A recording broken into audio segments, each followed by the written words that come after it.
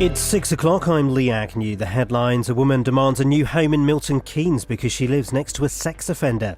Calls to help desperate refugees trying to enter Europe, and laughing gas stolen from an ambulance in Hertfordshire. BBC Three Counties Radio. A woman from Milton Keynes is demanding the council gives her a new home after finding out her neighbour is on the sex offenders register.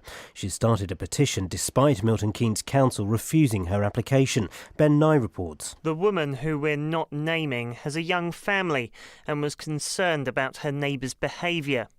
She claims she's received death threats after looking him up on the internet, where she discovered his previous convictions. However, she says the council's told her she's not under enough threat of violence and has refused her application for a new home. Some Conservative MPs are urging the government to do more to help the thousands of refugees pouring into Europe. It follows pictures of a 3-year-old Syrian boy who was found drowned on a beach in Turkey while trying to reach Greece with his family. But the former International Development Secretary, Andrew Mitchell, says Britain is playing its part. Although Britain is not taking a large number of refugees, we are providing an immense amount of humanitarian support both in Syria and to the people who've often under gunfire come over the border into the surrounding countries. Were Britain not providing that support, there would be yet more hundreds of thousands of people coming out of that part of the world towards Europe. A canister of nitrous oxide has been stolen from an ambulance in Abbots Langley. The anaesthetic, which can be used as a recreational drug, was taken from the vehicle parked in Tibbs Hill Road last Tuesday night.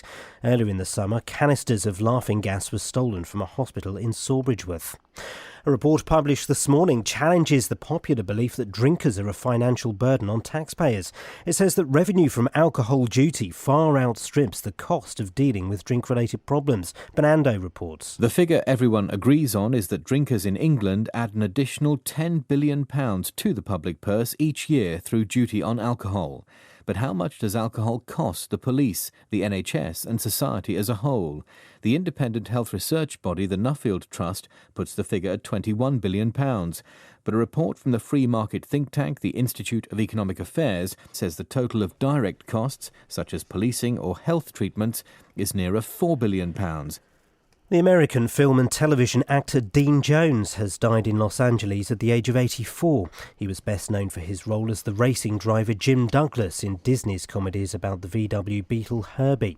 In sports, Serena Williams has edged closer to her first Grand Slam this year with victory over Kiki Bertens in the second round of the US Open. And the weather will be bright and sunny at first, but expect a scattering of showers by this afternoon. Top temperatures around 15 degrees Celsius, 59 degrees Fahrenheit. You can get the latest news and sport online at bbc.co.uk/3counties.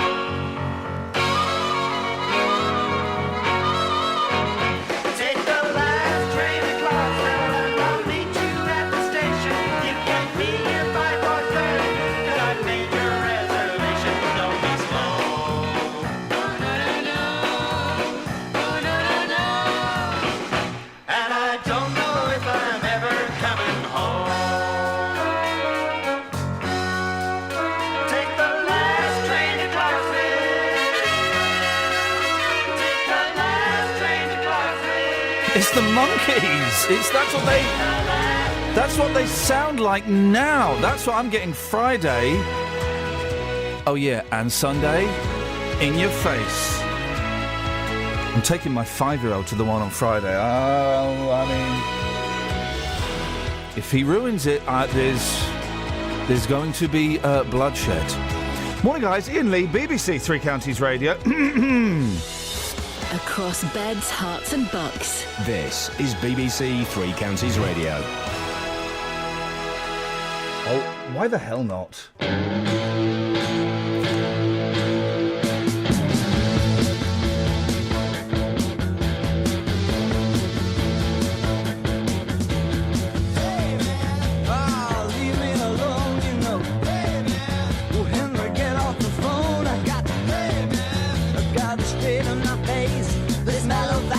Just put my spine out of place. Hey man. My school is insane. Hey man. My work's down the drain. Hey man. But she's a total blam blam. She said she had to squeeze it, but she, and then she, don't lean on me, man, 'cause you can't afford the ticket. Back from Suffragette City. Don't lean on me, man, 'cause you ain't got time to check it. You know my Suffragette City was out of sight.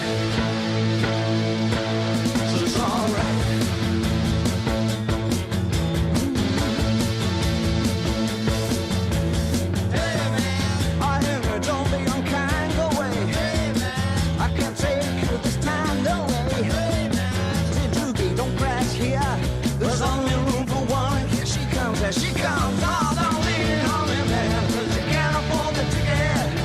Back from Suffragette City. Oh, don't lean on me, man, 'cause you ain't got time to check it. You know my Suffragette City is out of sight. It's alright. Oh, hit me.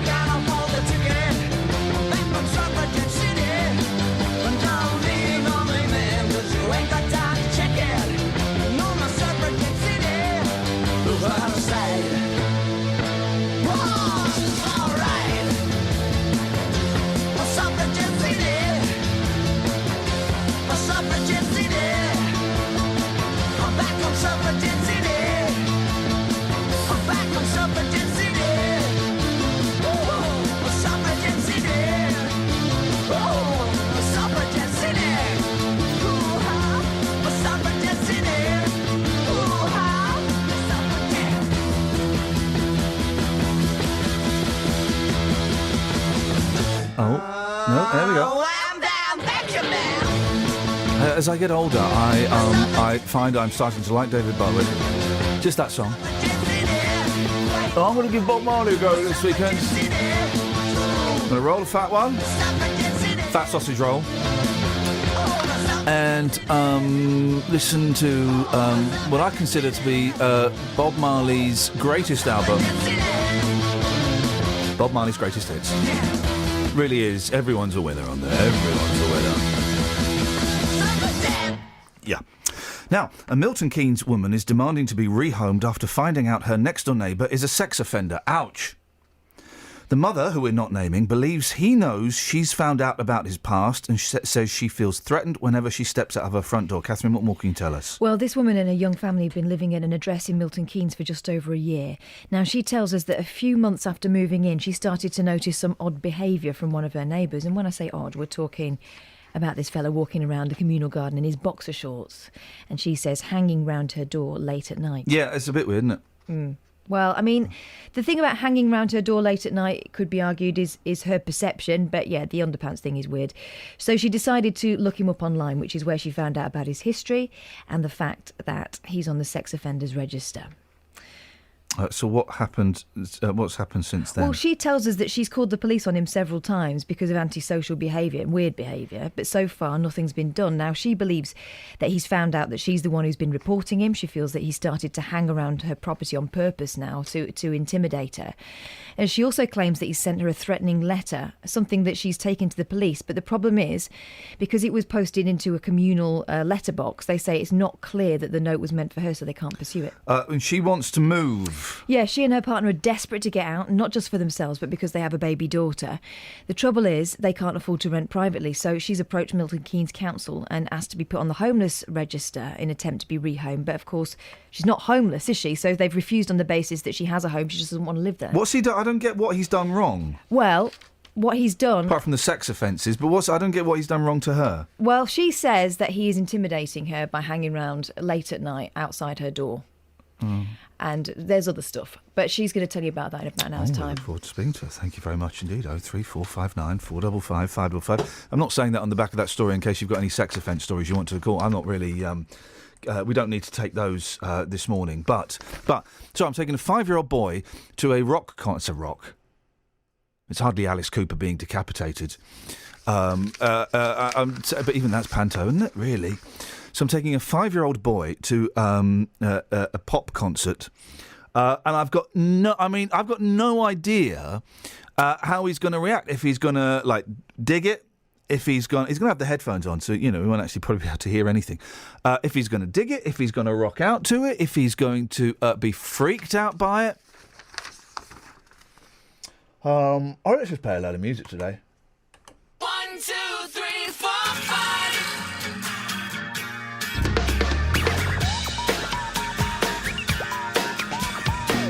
Hey, hey, the clouds are away. There's straw for the donkeys and the innocents can all sleep safely. No sleep safely. My, the sun is bright. There's fodder for the cannons and the guilty ones can all sleep safely. No sleep safely.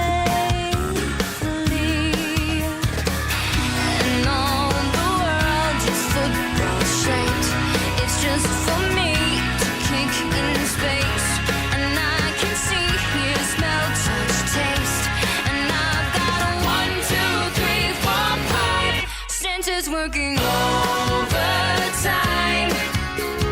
trying to take this part, and I got a 1, 2, 3, 4, 5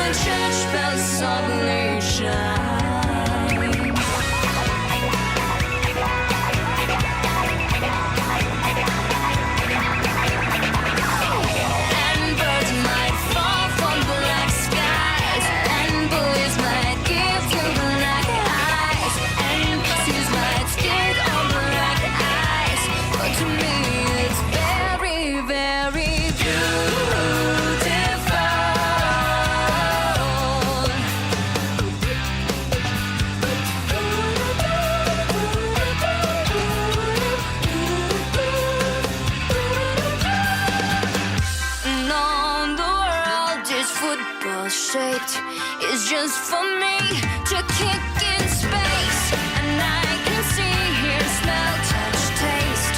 And I got a 1, 2, 3, 4, 5 senses working overtime. Trying to take this all in. I got a 1, 2, 3, 4, 5 senses working overtime. Trying to taste the difference between a lemon and lime, pain and pleasure, and the church bells softly chime. Travel news for beds, cards and bugs. BBC Three Counties Radio. In Stanton on the A120, it's being closed in both directions between the High Street at Stanton and the A10 at Puckeridge because of water mains burst. It's being fixed at the moment though. In Bedford, it's looking quiet so far this morning. There's roadworks on the A6 Paula Radcliffe Way though at Clapham Road, and also in Aylesbury on the A41 there's roadworks at the junction for Gatehouse Way, so expect that to get busy when it starts to get into the morning rush. On the M25 it's beginning to build up anti-clockwise at junction 20 for Kings Langley, and on the trains there's no reported problems at the moment. Samantha Bruff, BBC Three Counties Radio. Thank you, Sammy. Morning, Iain Lee, BBC Three Counties Radio. 6:16. It's Thursday, the 3rd of September. I'm Iain Lee. These are your headlines. A woman from Milton Keynes says she needs to be rehomed by the council because one of her neighbours is a sex offender. A canister of laughing gas, has been stolen from an ambulance in Abbots Langley. And, I'm not laughing at this, but, really? This is a headline?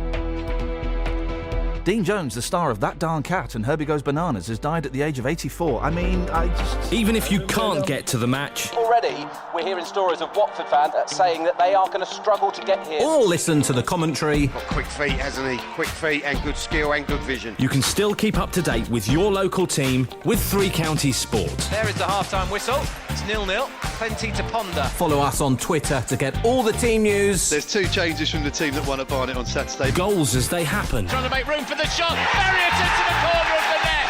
Super goal from Luton Town. and reaction at the final whistle. Momentum changes very quickly in these games, and we're disappointed for that. Twitter.com/BBC3CR and stay up to date with your local team. This is Nick Coffer. on BBC Three Counties Radio. Dealey. Yes, boss. You're you're a deviant in the same way that Coffer is a deviant. I don't quite know what you mean by that, but carry on. I mean, you deviate from the norm. You both have a penchant.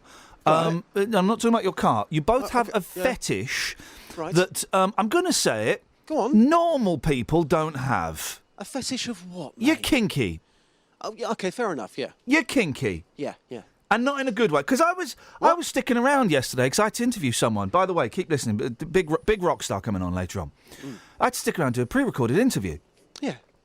So I got to see Nick Coffer, the master, at work. Never get to see Nick at work. I only get to hear Nick at work when I'm at home listening. And I got to see Nick at work yesterday. Mate, just spit it out. Come on. What's going on? What's You on your both have mind? your studio completely dark, you perverts. What's that all about? Studio should be bright, light and cold. I bet you probably have yours warm as well, don't you? I have it warm. I You don't make me have puke. any aircon. No, I don't know. I shouldn't make you puke. What I do, I try and set an atmos. Now, in your studio this morning, I'm afraid, boss, there is no atmos. It may have you in there, but no atmos. No, that you're wrong. You're wrong. No. There is an atmos. Cold and sterile and unwelcoming. And that's how I like it. That's how I like it. Because if it's warm, I get sluggish. I feel a bit, it's so warm, I'm just going to have a little doze, right? And you're not allowed to do that.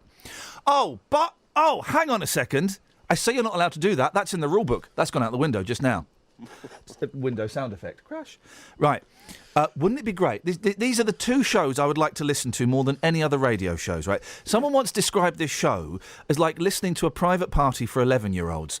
I'd love to listen to a private party for 11-year-olds, okay? It's great and feedback. Also, I'd love to listen. You know, nighttime radio is moribund and dead, all right? It's awful. There's nothing on overnight. 5 Live, you can forget it. Turgid, soulless. LBC, you're Talk Sport, do me a favour.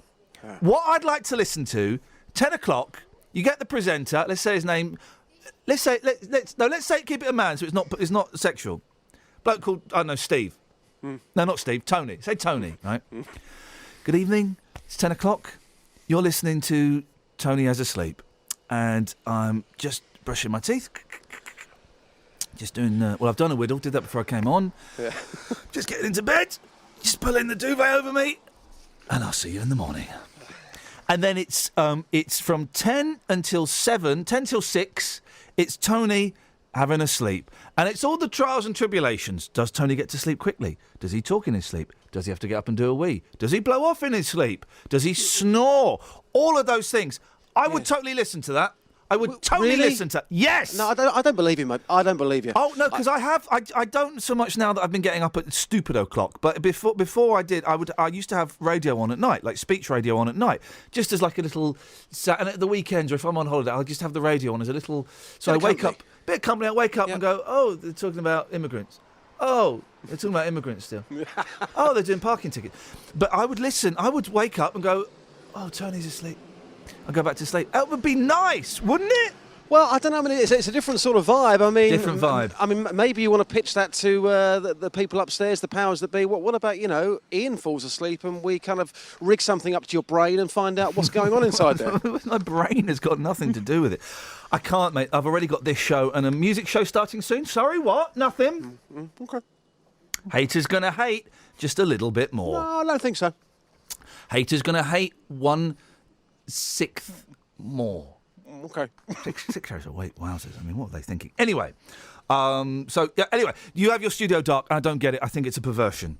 No, it's not a perversion. And Nick Coffer. You and Nick Coffer, perverts. It's about setting the tone for a programme which you hope would be sexy in some shape or form. Do you know what I'm saying? Great music, great vibe. If the lights are on, that for me is just a turn off. Okay. Can you do me a favour? Can you take us to the streets? One simple question. Yeah. Lights on or off? That's all. Is this a rabbit hole question? Yeah, why the hell not? Yeah, okay. No, no embellishment. I just want you to go up to people in the street and say, all right, I'm J-Dog. Hey, I love the swag, man. Look at my hat. It says 1 billion swag songs. No, that's not my hat. That is the hat for our listeners to wear, and we are taking a listener out onto the street today. That person is a certain Carpet Martin. No, I pity the fool that takes Carpet Martin out on the street. But go out there. All right, I'm J-Dog. I'm loving the swag. All right. What's the Listen to the voice. I've been practicing. And simple question: lights on or lights off? Yes. Can you do that? Of course I can. You're a good lad. Excellent Not a stuff. Now, actually, we're on to something a little bit, significantly more important. We've been contacted by a pair of sisters who don't know where else to turn, so they came to us, which shows just how desperate they are. Lisa emailed to ask us for help getting support for her sister Gemma. I kind of know bits of this story, Justin. They're in a horrible situation, aren't they? Yeah, absolutely. And they feel like they're being left to deal with something which, quite simply, they can't handle. Lisa Williams is worried sick about her sister Gemma, who's been struggling with alcohol addiction now for several years. She's lost her job after being caught drinking at work. She also has lost the custody of her children due to her addiction. She's given up her flat as well. She was diagnosed with bipolar disorder after the birth of her second child, which, as you can appreciate, made her battling the addiction even harder. So last week, she was admitted to the L&D, the Luton and Dunstable Hospital. That was for 9 days with alcohol and drug psychosis. And this is the thing, Iain. She said that she wanted help and support to get clean, and she was keen to go into a rehabilitation centre. But Gemma and her sister Lisa say that she was promised a place on a local mental health ward for 3 months to help her beat her addiction. However, according to them, she was then reassessed and told that she was okay to be discharged the following day and that she did not need a bed in the clinic. Now, hopefully, we'll talk to Lisa and her sister Gemma a bit later on in the programme to get the full detail, but they're in a desperate situation. Yeah, they're both booked to speak, and I'm sure we'll be speaking to Lisa, but there's a strong chance that Gemma might not pick up the phone. Have I got that the right? Yes, I have. Tell us what's happened since then. Well, Gemma was discharged from the hospital at the weekend and has now gone to live with her former partner, who was also the father of her children. She was still desperate to receive help and go into a rehabilitation centre. But yesterday evening we were told that she had received her benefit money and unfortunately she started drinking again. Of course she did. She's powerless. Who are the authorities involved?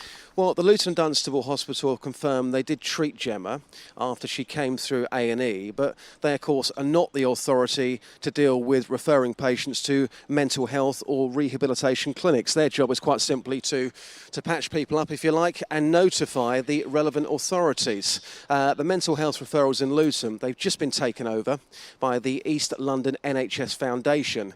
And as you can appreciate, they were unable to comment involving this case because of patient confidentiality. They also say, though, they would urge anybody who is not happy with the care to contact their doctor or clinician to discuss the next steps. Lights on or off, Justin? Take it to the streets, boss. Speak to you soon. Cheers, boss. Ta-ta.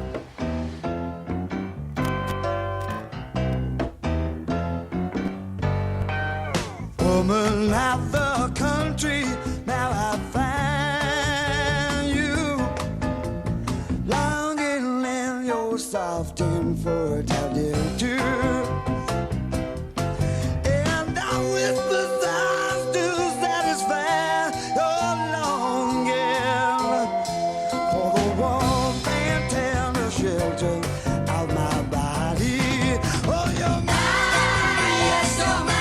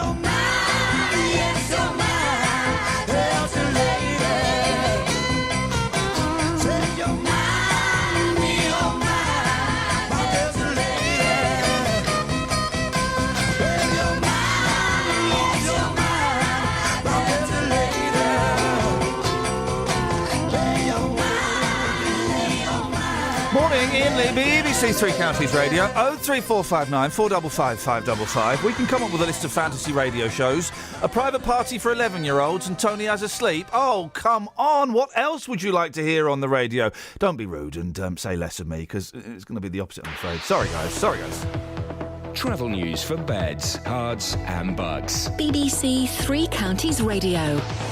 In Standon on the A120, it's closed in both directions between the High Street in Standon and the A10 at Puckeridge because of emergency repairs to a burst water main. In Hitchin on Fishponds Road, that's closed between Bedford Road and Burton Avenue because of a water main works that's going on there. And in Stokenchurch on the A40, there's temporary traffic lights at the junction for Church Road.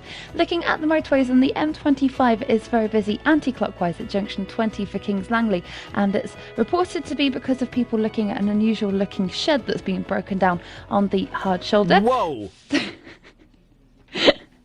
Yes. Whoa! That's genuine. Say that again? It's slow at junction 20 on the A41 at Kings Langley, possibly because of onlookers to a trailer carrying an unusual looking shed. It's broken down. This is the rest of the show, guys. What? There's just so many questions. An unusual-looking shed. Yeah, if you give me a second, I can go and look at a picture but the CCTV's on the other side of the room. It's too important not to. It's too important. Go. Okay, right, back inside. We're waiting for Sammy Travel. I mean, guys, quickly, she can't hear us. You want to send in any more travel jokes about sheds? This is perfect opportunity. This is fodder for the masses. She's going to the other side of the room to look at an unusual-looking shed. That's what's causing the tailbacks. Here we go. She's back. Okay, I've seen it. How unusual is this unusual-looking shed? Well, it's like a white box with a door with stripes on it. There's speculation it could be a kitchen. No, mate, because panic room. No, well, kitchens are inside houses. They're not outside houses. No, this one's on the M25. Someone really is panicking if they're driving that around the M25. As people are slowing down to look, it's quite something. So, would you say it was a shed load? No. It's on the trailer, but the trailer's just broken down. Is it a load? It's a load. Yeah, it's Is it really a shed? It's white. Wow, white shed. Well, with a stripy door. If it is a shed, that is literally unusual. If anyone can get us, guys, only if it's safe to do so, or if you can pretend it's safe to do so. I need pictures of this unusual shed.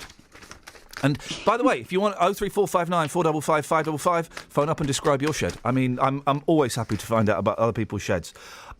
Is there more? No, that is everything. Thank you. Bye bye. Across beds, hearts and bugs. This is BBC Three Counties Radio.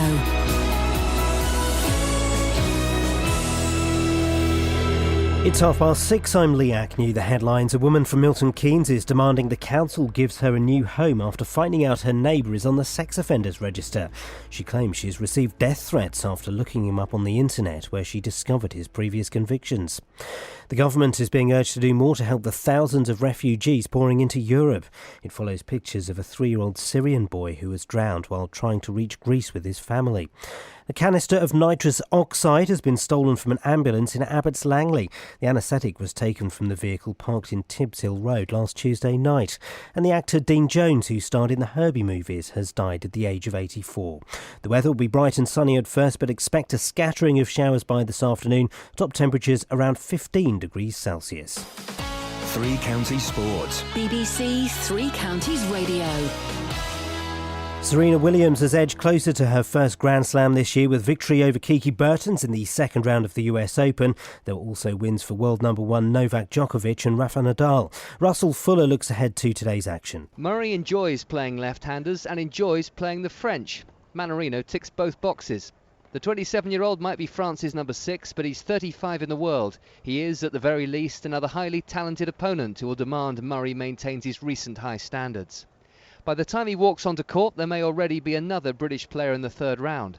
First, Johanna Konta puts her 14-match unbeaten run on the line against the Wimbledon finalist Garbine Muguruza, and then Aljaz Bedene tackles Donald Young, an unseeded American who recovered from 2 sets down to beat the 11th seed Gilles Simon on Tuesday. In football, the Wales captain Ashley Williams says they're fully focused on beating Cyprus this evening. A win tonight and victory against Israel this weekend would guarantee a place in Euro 2016. Former Luton Town striker and Welsh international John Hartson says the squad will become legends if they qualify. I've played in great Welsh teams. We've always had superstars. We've always had the Neville Southalls, the Giggses, the Rushes, the Hugheses, the Speeds. We've got superstars now. It hasn't always meant when we've got superstars we qualify. This group of players have the opportunity to do something that many a great Welsh player have never done, to qualify for a major tournament and to go down in folklore, to go down in history. And England's cricketers face Australia in the first one-day international of a 5-match series. BBC Three Counties News and Sport, more at 7 o'clock.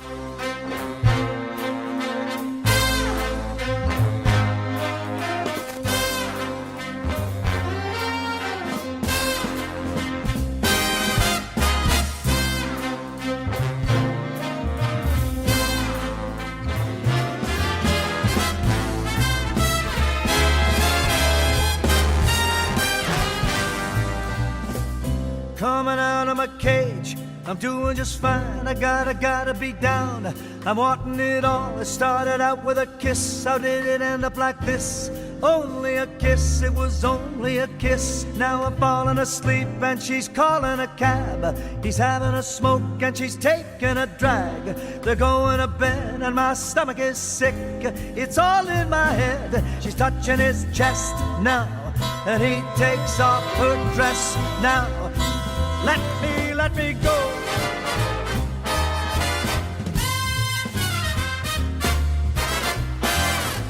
I just can't look because it's killing me, and it's taking control. Jealousy, turning saints into the sea, swimming through sick lullabies, choking on your alibis. But it's just the price I pay. Destiny is calling me. Open up my eager eyes. I miss the bright side. I miss the bright side.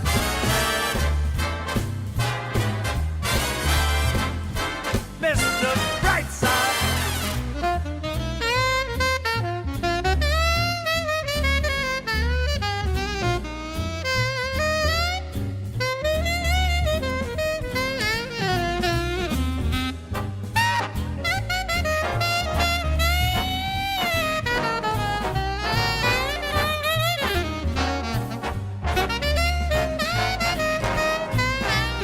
Falling asleep and she's calling a cab. He's having a smoke and she's taking a drag. They're going to bed and my stomach is sick. It's all in my head.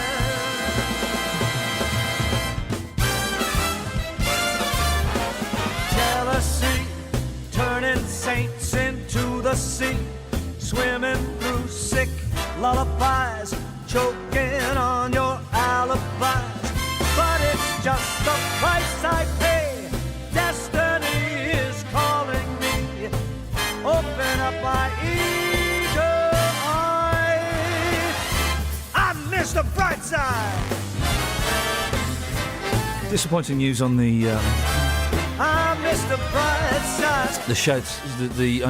What was the phrase? Unusual looking shed. Was that the phrase? I mean, Mr. Brightside. Sammy's not the brightest. Well, no, unfair. Retraction. Strike that from the record, Your Honour. She sent us a picture of the unusual looking shed. Bright side. You can call me bright side.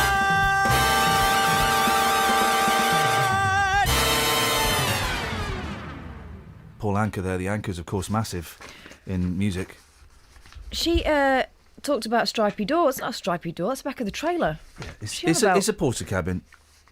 It's a porter cabin. It's a porter cabin. She got us all excited for nothing. But it doesn't negate the fact. I would love you to call up and describe your sheds, please. 03459 455 555. And if you've got a soundproof shed, you get 5 bonus points for that today. It's just a porter cabin. Also, what's your favourite thing to be seen transported on the motorway? I like it when I see trains being transported, or really big boats. Or like those half-house things. I don't like that.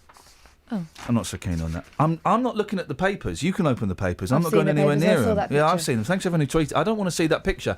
I don't need to see a picture of a dead 3-year-old. Do you know why? I've got a 3-year-old boy, and I can imagine what they look like dead. I don't want to see it. And yet, everyone who tweeted it or retweeted it, thanks very much, guys. Thanks very much.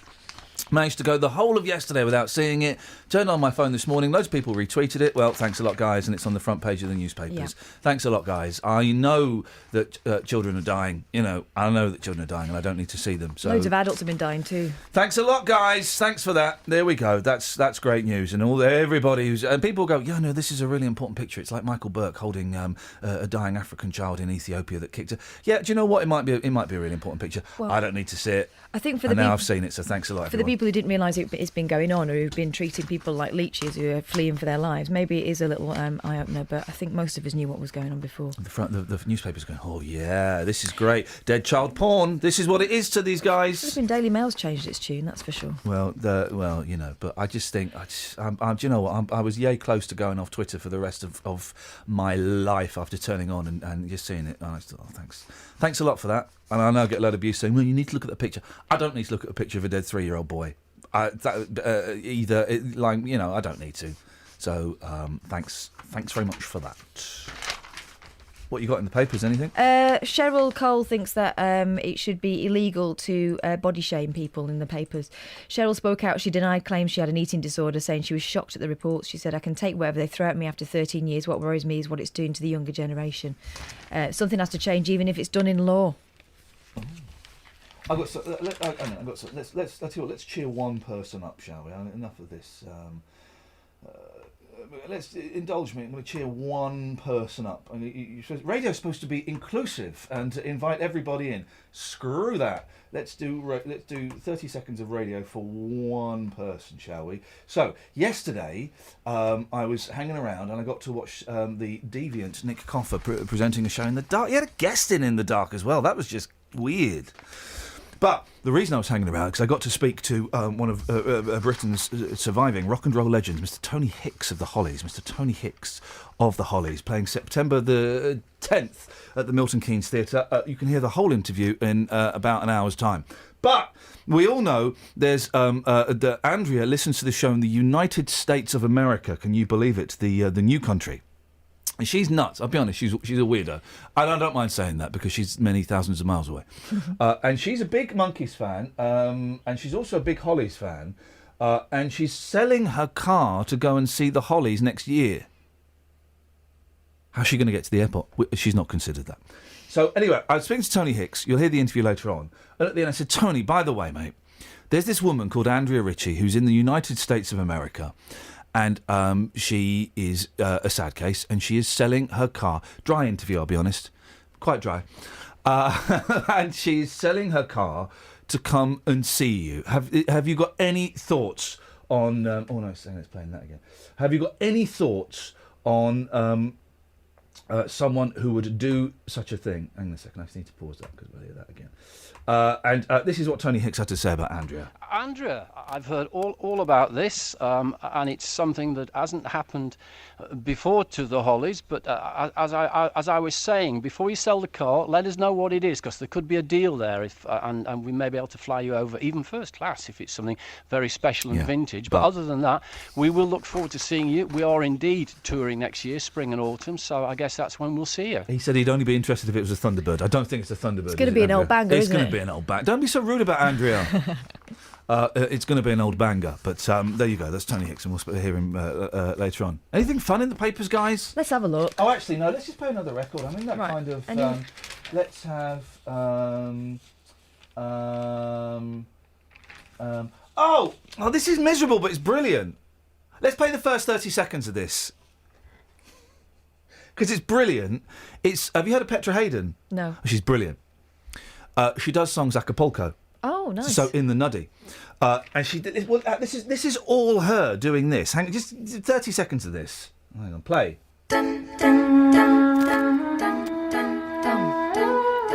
Oh no, well, let's have the whole thing for goodness sakes.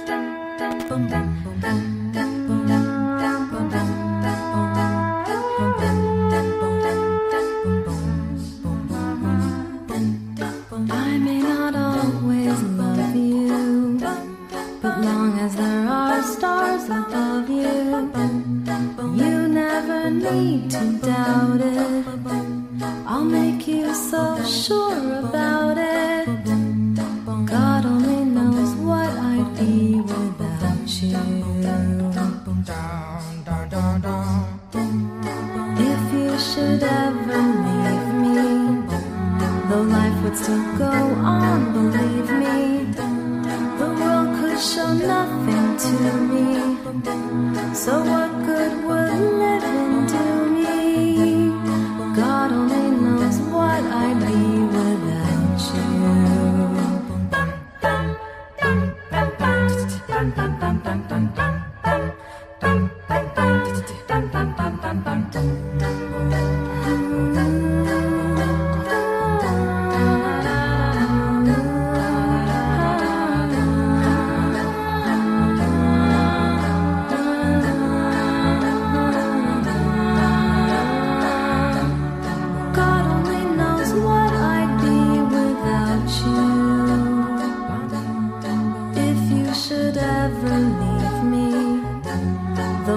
So go on, believe me, the world could show nothing to me.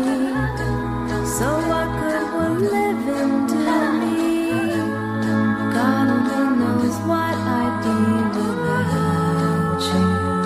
God only knows what I'd be without you. God only knows what I'd be without.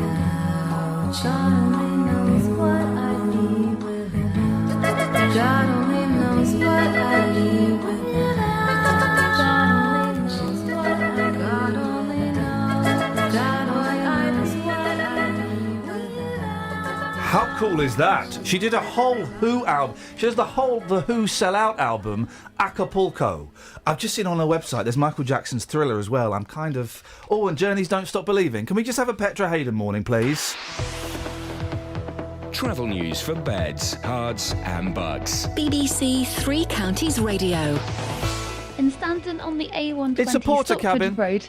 It's just a best water main it's not, between the high. It's not a shed, it's a porter cabin. What? It's something, isn't it? Yes, yeah, porter cabin is something, yeah, I'll give you that. But it's not. One thing it's not is a shed. No? How Still- can you tell? Because I've seen a picture of it that you sent me. It's a porter cabin. Still, is the situation stable, is it? It could be, but I Okay. don't know. The cars are giving it a wide berth. I think that's suspicious. Oh, hey, I've got a story for you. There is an elephant on the a pregnant elephant on the A5. Oh. Did you just make that up? No. Someone's just texted in. I forgot about it. Where's the A5? It runs through Dunstable. Okay. There's a pregnant elephant, and traffic are giving it a wide berth. You should look that You up. know the A5, it's a trunk road. Oh, no. Seriously, look it up. The police are telling one to give it a wide berth. Okay, I will look into I it. know you. The thing is, I know you will. Thank you. Carry on. I'll check. Okay, well, the A1 is looking slow southbound from the Holiday Inn towards Stirling Corner. It is still busy at junction 20 for Kings Langley, where the unidentified trailer is. And on the trains that Virgin Trains East Coast have tweeted that there might be some problems coming in and out of King's Cross because of a signalling problem, causing delays to some services. So looking at the train departure boards, the 6:50 train from Stevenage to Leeds is delayed. Samantha Bruff, BBC Three Counties Radio. The pregnant elephant on the trunk road that is the A5. Police are saying, please give it a wide berth. I mean, is there a...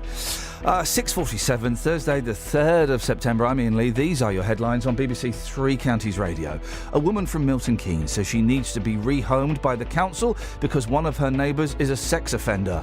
A canister of laughing gas has been stolen from an ambulance in Abbots Langley. And the Herbie rides again, Herbie goes banana, and that darn cat actor Dean Jones has died at the age of 84. Let's get the weather. Beds, hearts and bucks weather. BBC Three Counties Radio. Hello, very good morning to you. It's going to be a day very similar to yesterday. We're seeing quite a chilly start once more. There will be a few showers around at times, and we've got some wet weather currently just towards northern areas of the three counties at the moment.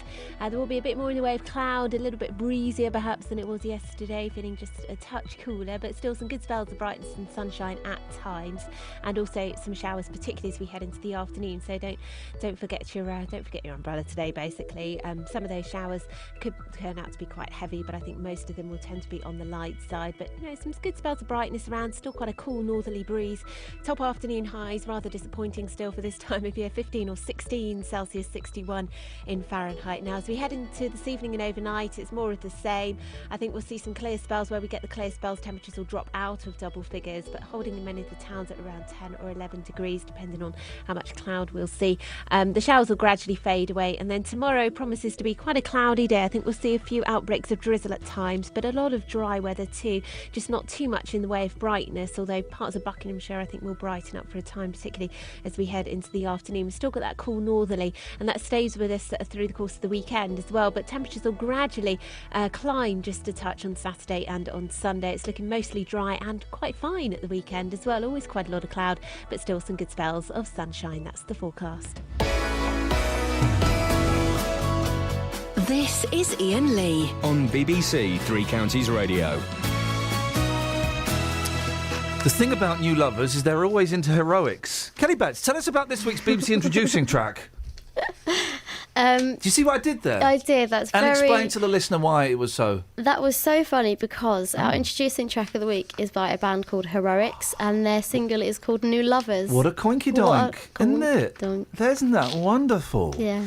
Well, I tell you what. Describe the song to us in 3 words, and then I'm going to invite. We're going to play it. We're going to see if your description tallies up, and then we're going to invite the listeners to describe the song in 3 words. They won't. They don't phone in anymore. No. They're scared.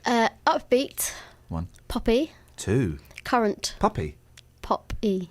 Pop-E? Yeah. Not now? It's what... Upbeat, poppy, and current. Yep. All right, Grandma, let's have a listen and see if she's right. Ooh. Bit downbeat. Gets there. Oh, I look forward to getting there.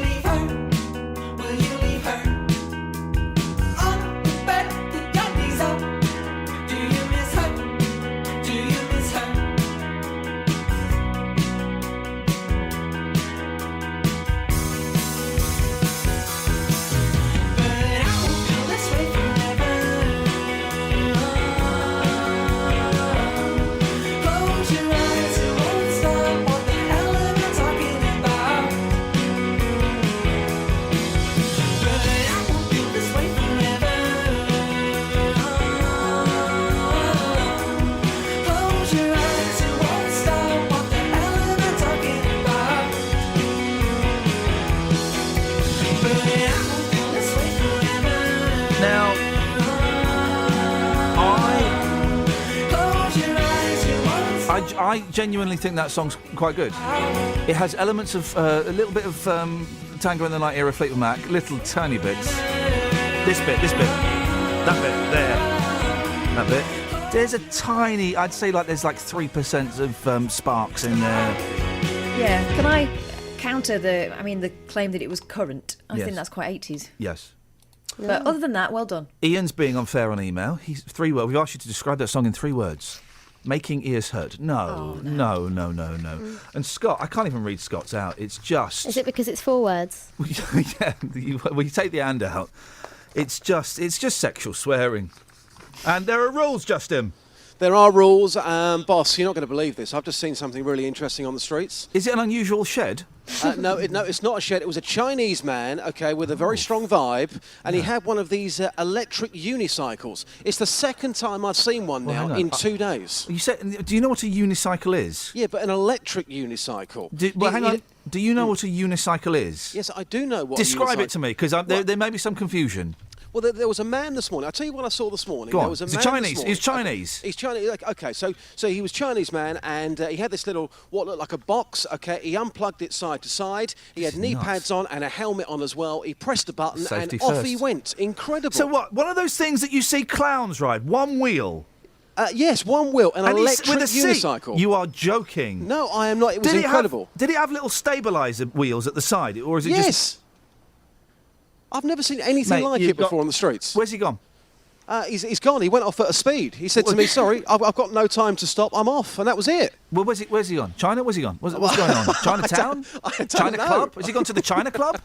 This thing He's was either so gone fast. to China, Chinatown, or the China Club.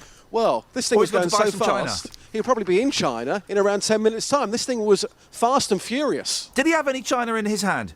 No. Was there any China in your hand? Nope. Oh, that's a shame, man. That's a real shame because, well, that would have just made everything complete, wouldn't it? Yeah. That I've never heard of. I've seen obviously the scooters that you get the little scooters that adults ride because they're idiots. Yep. I've seen the kind of two-wheeled thingies. I've never seen. Sorry.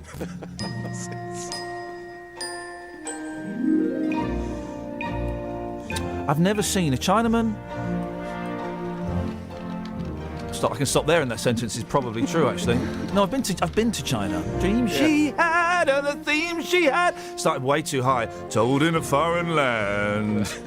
Don't know the rest of the words. Okay, so have you ever seen a Chinaman on an electric unicycle to the streets? Is that the one we gave you? I can't remember. No, I think that's for later on. Okay. Your rabbit hole question was, well, Yes. you described me earlier on as a sick pervert. You and Nick Coffer, yep. Yes, Yep. because you were in the office yesterday, Yep. a bit longer than usual, Yeah. and you saw that Coffer has his lights down when he presents a radio Way programme. down low. So do I. Way You had your down lights low. on full, those disgusting beams. You asked me to take it to the streets, lights on. Disgusting beams. I'll give you a disgusting beam straight after this show. Lights on Yeah. or lights off, lights down. The streets have spoken, boss. Here's what they had to say. Let's get the Fiji perspective. Sir, lights on or lights off?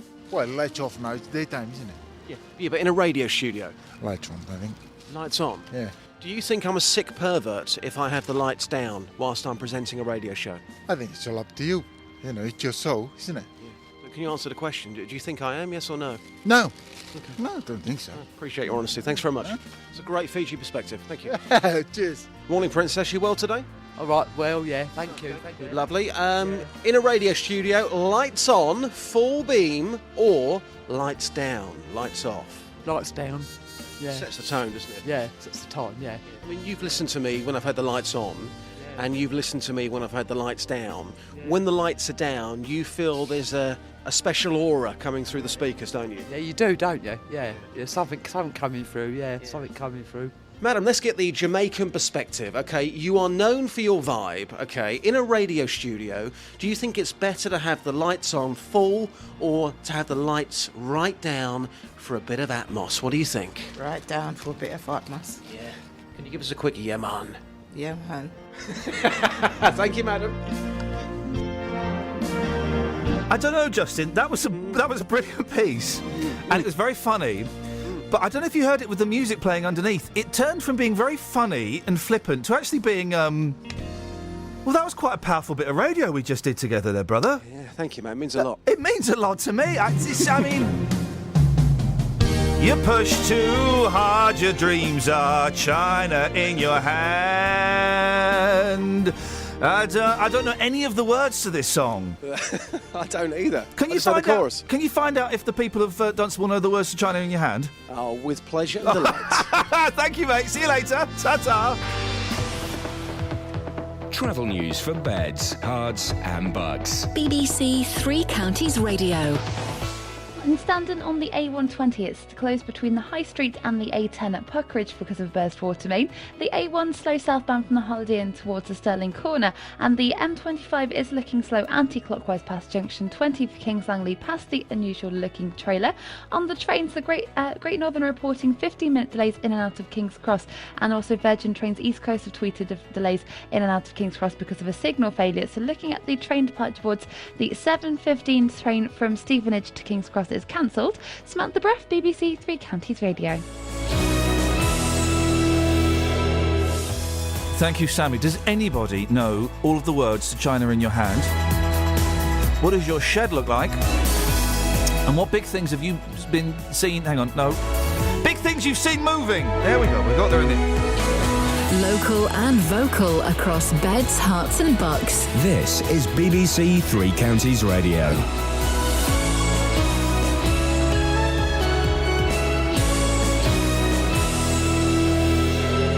It's 7 o'clock, I'm Iain. New the headlines. A woman demands a new home in Milton Keynes because she lives next to a sex offender. Calls to help desperate refugees trying to enter Europe, and laughing gas stolen from an ambulance in Hertfordshire. BBC Three Counties Radio. A woman from Milton Keynes is demanding the council gives her a new home after finding out her neighbour is on the sex offenders register. She started a petition despite Milton Keynes Council refusing her application. Ben Nye reports. The woman, who we're not naming, has a young family and was concerned about her neighbour's behaviour. She claims she's received death threats after looking him up on the internet, where she discovered his previous convictions. However, she says the council's told her she's not under enough threat of violence and has refused her application for a new home. The government is being urged to do more to help the thousands of refugees pouring into Europe. It follows pictures of a 3-year-old Syrian boy who was found drowned on a beach in Turkey while trying to reach Greece with his family. The UN Special Representative on International Migration, Peter Sutherland, says all countries who can have a moral duty to help. As long as we have people who are escaping from persecution, we save them and we don't get into a figures game. This is a humanitarian crisis where they have to be saved and they have to be given the opportunity to live. A canister of nitrous oxide has been stolen from an ambulance in Abbots Langley. The anaesthetic, which can be used as a recreational drug, was taken from the vehicle parked in Tibbs Hill Road last Tuesday night. Earlier in the summer, canisters of laughing gas were stolen from a hospital in Sawbridgeworth. A report published this morning challenges the popular belief that drinkers are a financial burden on taxpayers. It says that revenue from alcohol duty far outstrips the cost of dealing with drink-related problems. Ben Ando reports. The figure everyone agrees on is that drinkers in England add an additional £10 billion to the public purse each year through duty on alcohol. But how much does alcohol cost the police, the NHS and society as a whole? The independent health research body, the Nuffield Trust, puts the figure at £21 billion. But a report from the free market think tank, the Institute of Economic Affairs, says the total of direct costs, such as policing or health treatments, is nearer £4 billion. The American film and television actor Dean Jones has died in Los Angeles at the age of 84. He was best known for his role as the racing driver Jim Douglas in Disney's comedies about the VW Beetle Herbie. In sports, Serena Williams has edged closer to her first Grand Slam this year, with victory over Kiki Bertens in the second round of the US Open. And the weather will be bright and sunny at first, but expect a scattering of showers by this afternoon. Top temperatures around 15 degrees Celsius, 59 degrees Fahrenheit. You can get the latest news and sport online at bbc.co.uk/Three Counties. Never did too well at school, but I learned all I need to know. Like how to change a tyre and clean myself from head to toe. But some knowledge has eluded me, and one puzzle still remains.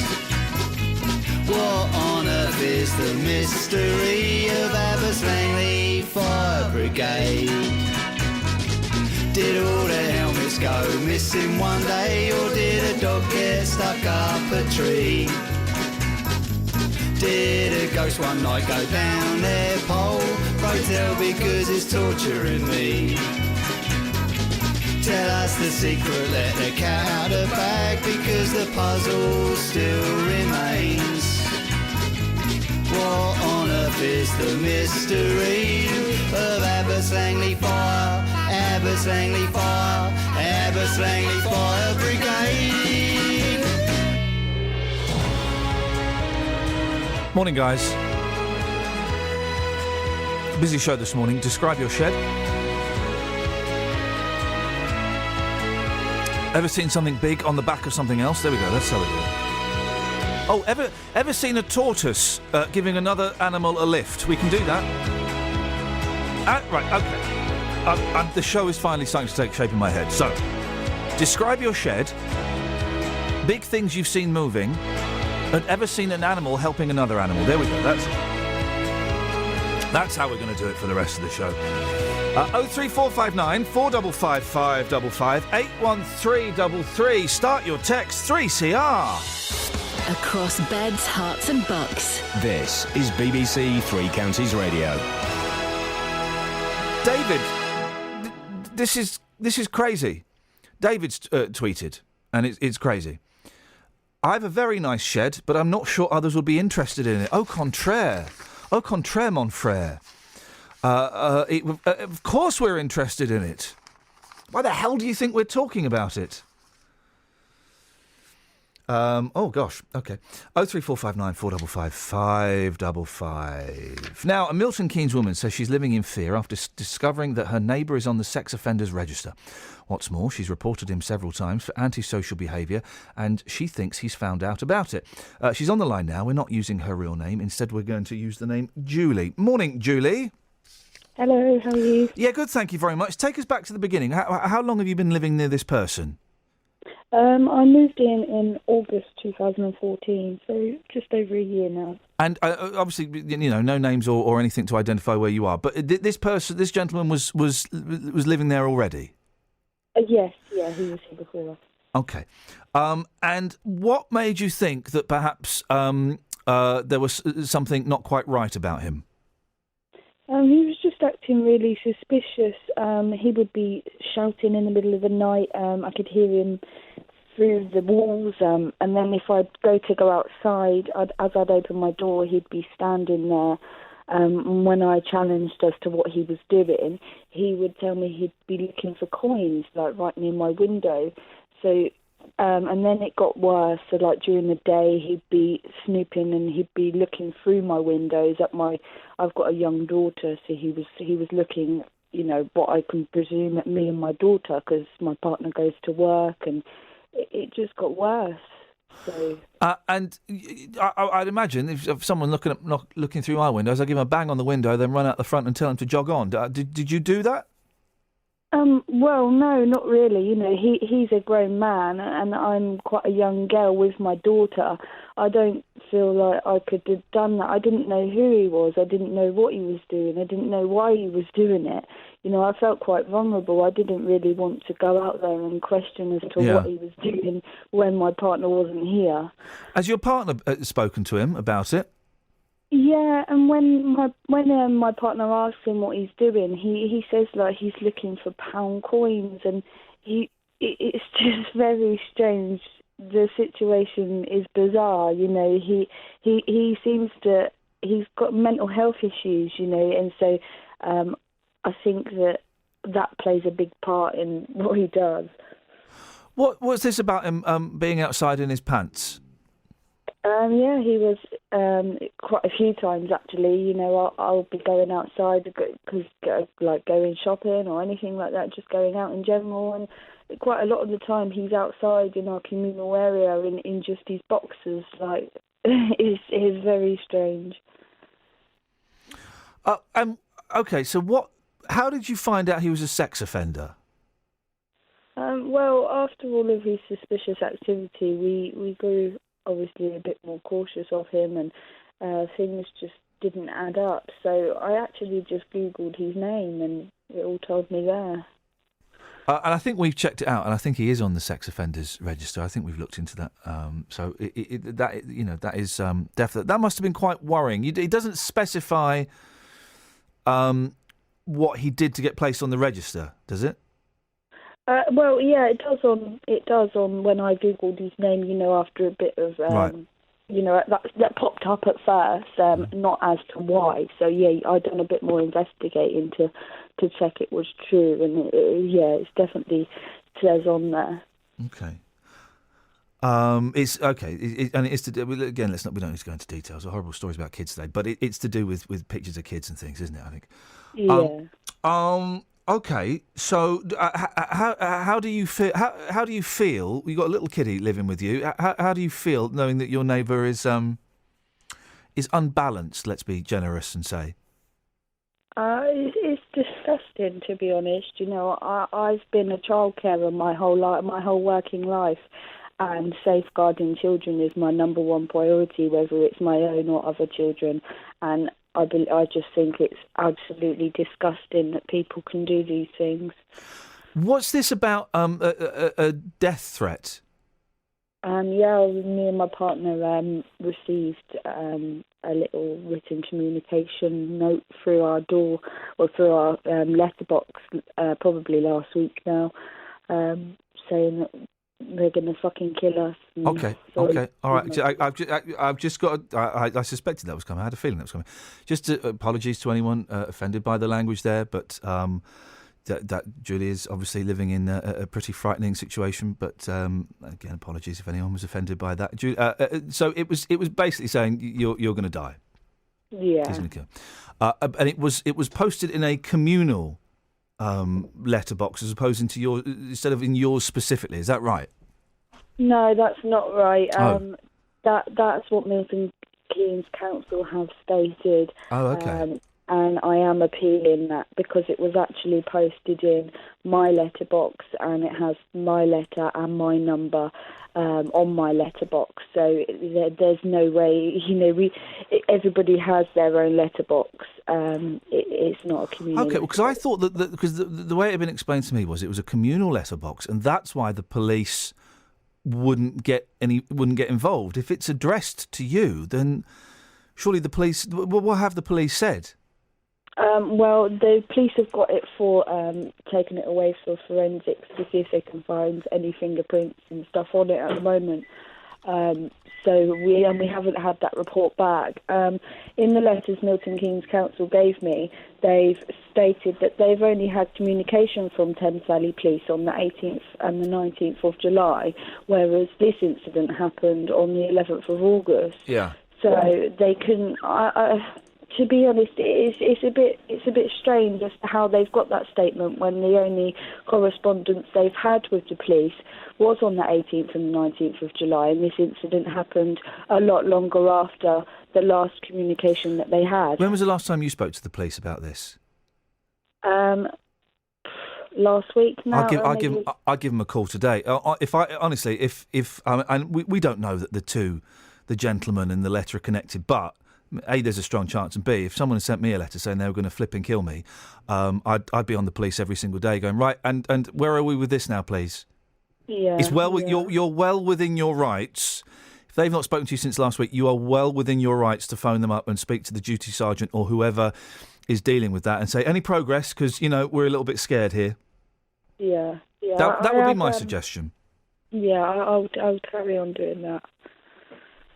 You want to move out, don't you? Yeah, obviously. Yeah, no, I think there are some people before we spoke to you thinking, oh, sounds like a bit of a chancer, but as the story has progressed, I suspect there wouldn't be many people calling that. But Milton Keynes Council say, yeah, sorry, that's not going to happen. Yeah, Milton Keynes Council has decided that we're not under any violence or threats. Apart from that letter that says they're going to kill you. I mean, there's no threat apart from the threatening letter of violence and death. Yeah, exactly. It's not just that. We've had a few more incidents, like the neighbour in question threatened my partner with a glass bottle. He's attacked my mother-in-law as well. So all of these things, and they still don't seem to understand that we're at violence or any harm. And you've told the police all of these things?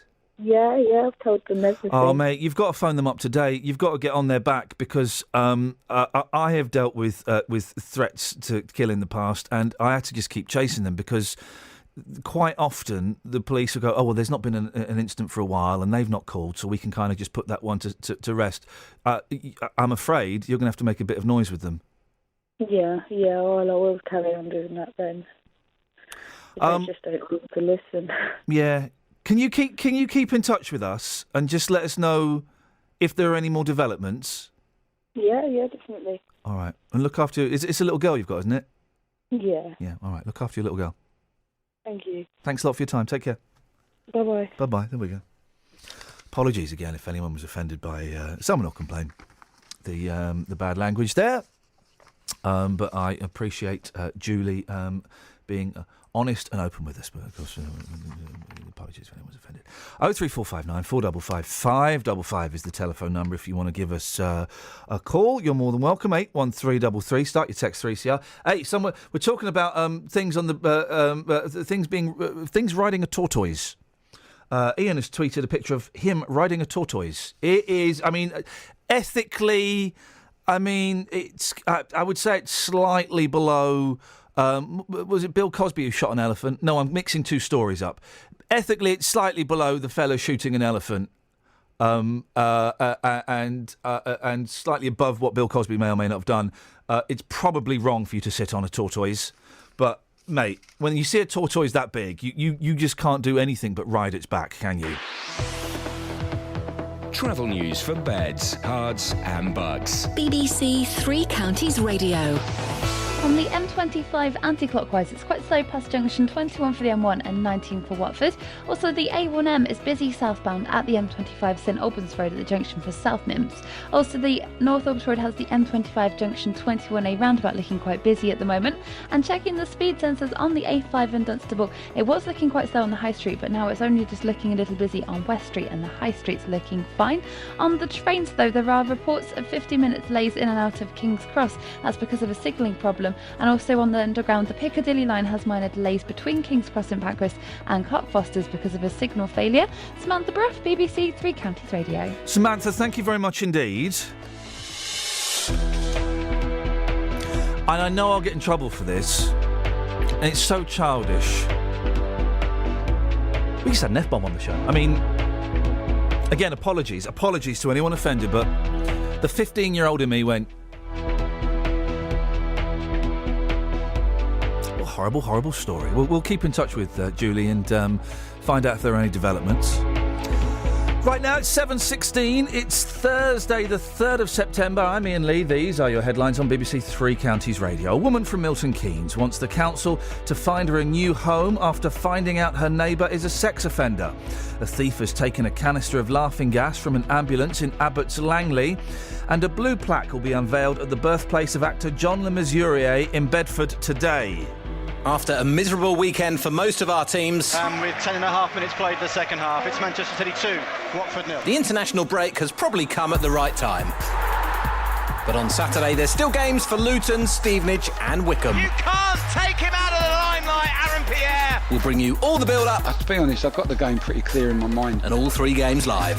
Surely the first points of the season here at the Lamex Stadium. Saturday from 2, here on BBC Three Counties Radio. Yeah, why not? I will have Tony Hicks from the Hollies in about... where are we now? 7:17. Weather at 7:29. News at 7:30. That takes about... How long is the Lee News? Lee does news for at 3:30. 3 minutes. About 3 minutes. So it's 7:30, 7:33. Do the little talk-up. So say 7:34. Right, it's now 7:18, so that makes it easier. 2... 10, 16 minutes. In about 16 minutes we'll have Tony Hicks from the Hollies. Does that sound about right? Yeah, Andrea is not moving anywhere. Okay.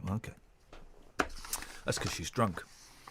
I know. We saw the pictures of her yesterday. I know. I've sent her. I've already probably broken I think I've broken BBC protocol.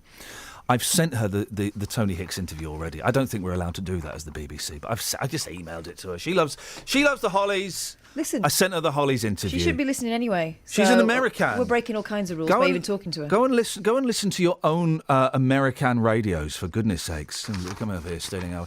We've got listeners in America. We've got all the Birmingham listeners who've defected from that station as it breathes its last breath. They're all coming over here.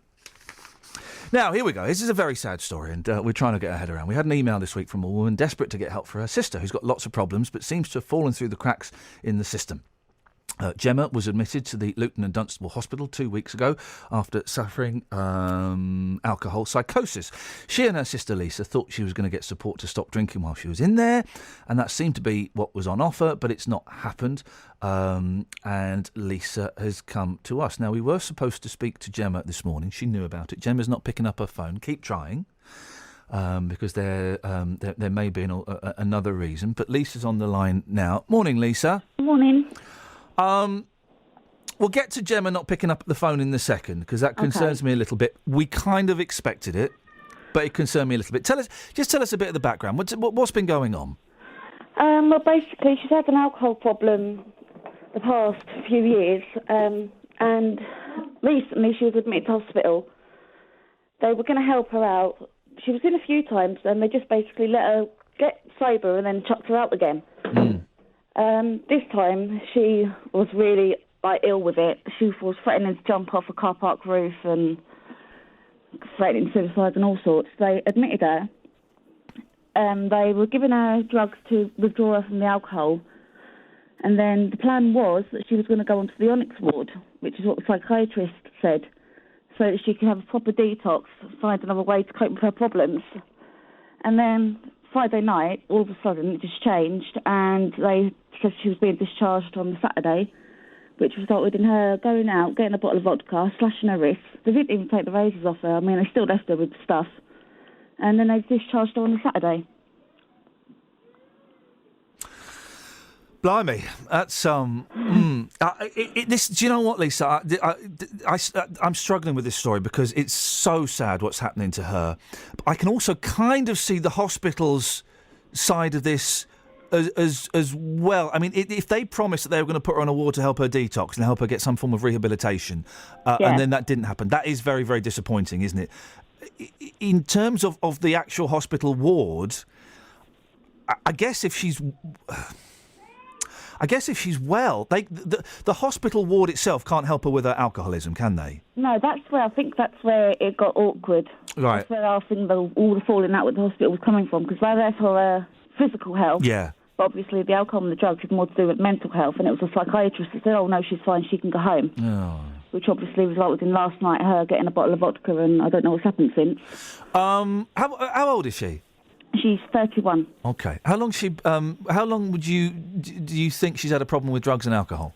It's been on and off since she was a teenager, but it really hit it like 2 years ago after her second son. I think she had P&D, and then it went undiagnosed, and it went downhill from there. And it's just got worse and worse. Yeah. It can't get any worse. I mean, I said to the hospital that she'd end up dead. Yeah. Yeah, it can get worse. It can end up with that, and that's she's killing herself, isn't she? Slowly, yeah, she is, yeah. Slowly, but she's having a damn good go at it. Yeah. What does she say when you speak to her about it?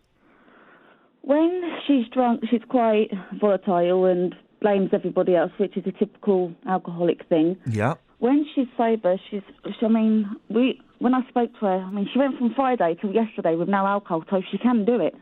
Well. But yesterday, the minute she was unsupervised, basically, she didn't have the willpower. That's why she needs to be in the Onyx ward to get the help to begin with. I have quite a bit of experience with alcoholics and drug addicts. I won't go into too many specifics, but I kind of know a bit more about it than I know a bit about it. Yeah. The thing the alcoholics say is it's easy to stop. An alcoholic will stop drinking every single day. It's the staying stopped. Yeah. Is the problem. Yeah. And now quite often an alcoholic will have 2 days, 2 weeks, 2 months without drinking, and they go, yeah, I've not got a problem, and then they go back on the booze. Yeah, see, I have had problems with alcohol, and I just won't touch it at all now, because I know I'll fall straight back into it. How did, and if you don't mind me asking, if I ask anything you don't want to answer, then you can tell me to jog on, I won't mind.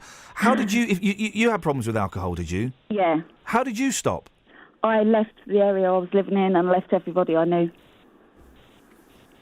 And that was enough, was it, for you? It was, once I was out of the situation where it was routine for me to get drunk. It was all I knew was getting drunk. So once I got away from there and I supported my partner and everything, it was hard at first, because, when you've got an alcohol problem, you will find a reason or an excuse to have a drink. Oh, yeah, of course. Even if you take away any excuse possible, there will still be one. There are some days when I go, oh my God, I could do with vodka and coke, when instead I'll have a cup of tea with 3 sugars if the kids are driving me bonkers. But, we had her up here for the day a few weeks ago. The baby's dad brought her up here so that she could have some normality, and it was a lovely day. She had terrible withdrawal, her whole body was shaking. But she was with the kids, and it was like normal. It was normal again. But then the following day, she was on her own, and that was it. It went wrong again. Has she been? Let's put the L&D to one side, okay? Because let's put them to one side for a second. Has she been anywhere else for help? As far as I'm aware, she went to the doctors at one point, and they prescribed her a pill that would make her sick if she drank. Right. Okay. I don't know what happened with that. I'm assuming she probably didn't take it. Yeah. She was receiving counselling. I'm not sure what happened with that either, because things went really, really, tits up a few weeks ago because she lost a flat as well. Oh, blimey. So she was really hitting the bottle, and then when she was in hospital one time doing the detox, she actually met another alcoholic who she then got involved with. Oh, yeah. So it couldn't have got much worse, really. Well, so, she's living out the classic descent. She's I don't know her, and I know that Kelly's and Catherine are still trying to get hold of her, and she's not answering. And that I'm not. It's concerning. I mean, it's not worrying. It's concerning. Who's that in the background? That's my kids being a pain. How old are your kids?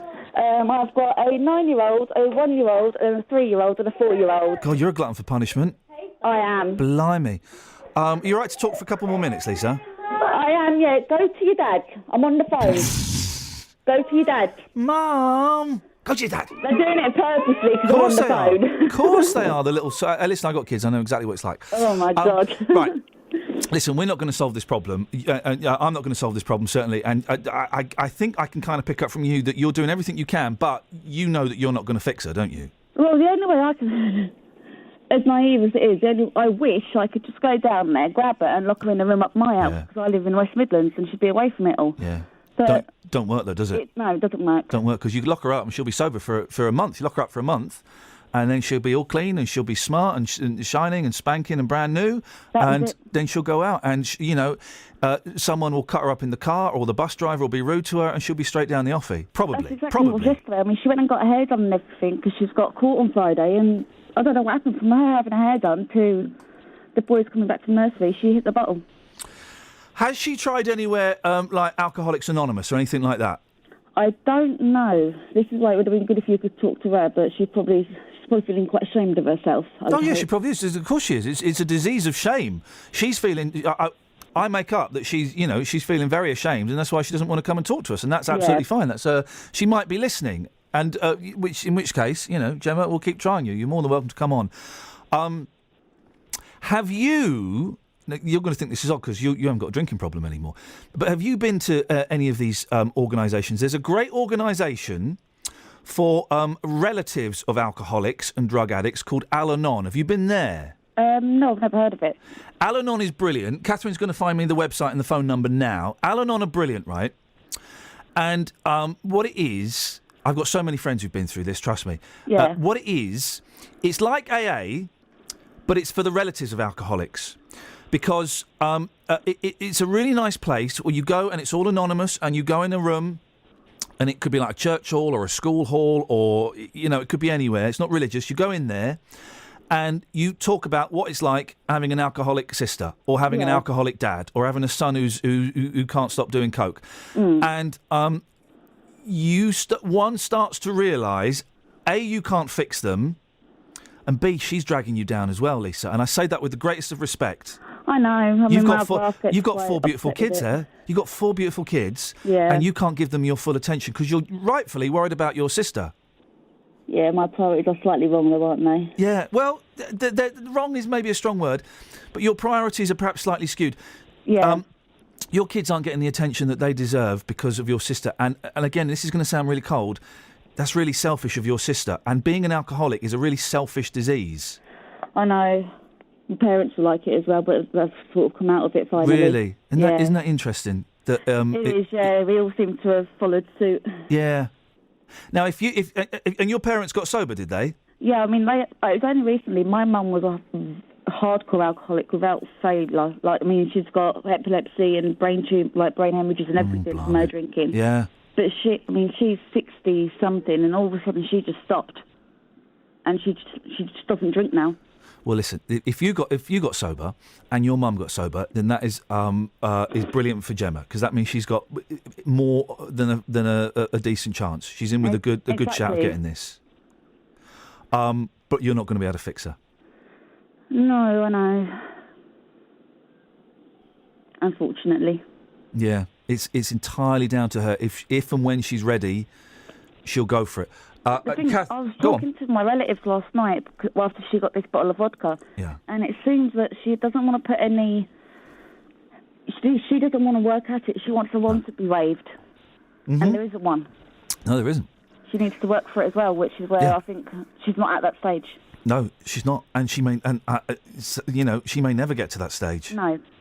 That's where I think the Onyx Award would be of benefit, but then again, like I said to my family last night, she might stay in there for several months, come out, and then, like you said...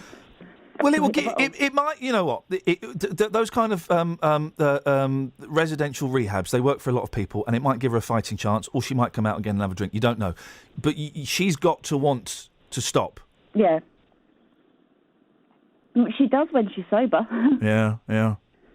It's a crappy disease. It's horrible, and I know people that have died through it, and it's horrible. Catherine, have you got the number for Al-Anon? Yeah, I have. Okay, right. So this is for anybody. You don't have to be an alcoholic. This is if you think that your partner is, or your kids, or your sister is an alcoholic or a drug addict.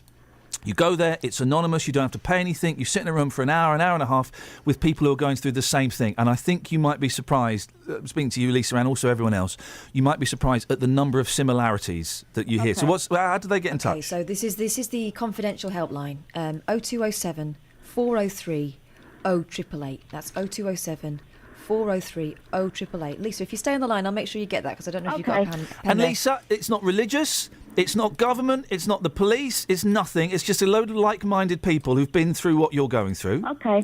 You don't have to pay any money. You go once, you don't want to go again. Beautiful. You don't have to go. I'm just putting it out there as a suggestion. Yeah. You know. We'll try Gemma a little bit later on, because I really like to speak to her, but I completely understand why she may not want to speak to us. Yeah. She was all up for it yesterday until the bottle got her. Yeah, of course she was.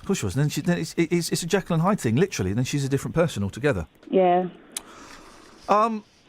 Look after your kids, won't you? And I know you will. I will. But they're your priority, because you can show them what it's like, what being a good sober mum is like. And they already know not to go near alcohol. My 9-year-old knows already. Good work. All right, Lisa. I wish you lots of luck. Thank you. Thanks a lot. Take care. Bye. Bye. Blimey.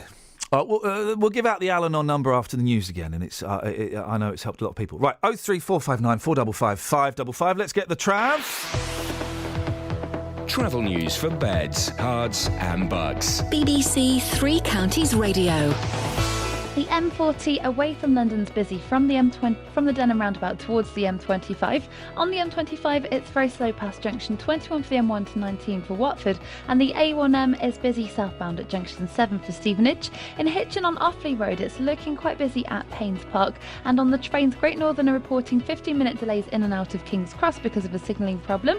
Samantha Bruff, BBC Three Counties Radio.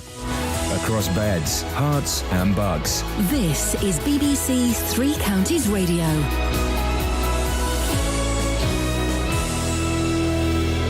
It's 7:30. I'm Lee Agnew. The headlines: a woman from Milton Keynes is demanding the council gives her a new home after finding out her neighbours on the sex offenders register.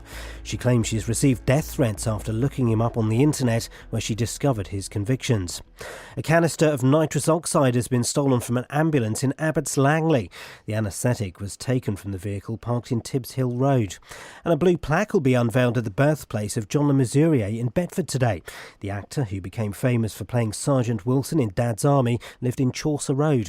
The weather will be bright and sunny at first, but expect a scattering of showers by this afternoon. Top temperatures around 15 degrees Celsius, 59 degrees Fahrenheit. Three Counties Sports. BBC Three Counties Radio.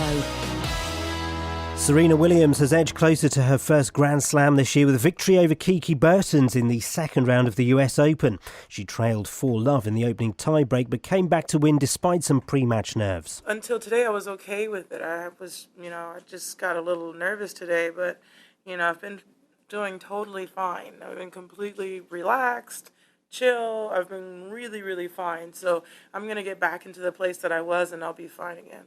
It definitely wasn't my happiest of moments, but and if I don't play well, and I'm not going to be happy even if I won. There were also wins for world number one Novak Djokovic and Rafa Nadal. In football, the Wales captain Ashley Williams says they're fully focused on beating Cyprus this evening. A win tonight and victory against Israel this weekend would guarantee a place in the Euro 2016 finals, their first major tournament since the 1958 World Cup.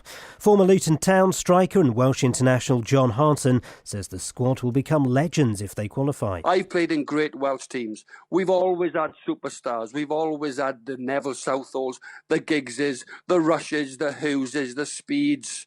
We've got superstars now. It hasn't always meant when we've got superstars we qualify.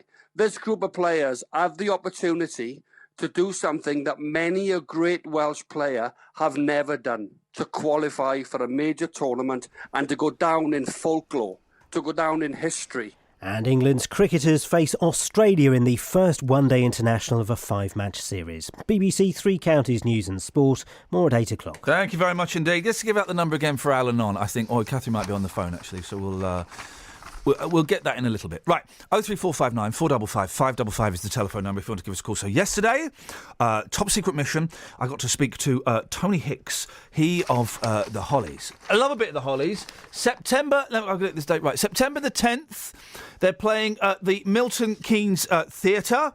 This is what Tony had to say. Tony, absolute pleasure to speak to you. The Hollies, one of the... well, I don't want to say unsung heroes, because you sold shed loads of records. How many records did you guys sell? Do you know? I don't actually know, but you say unsung.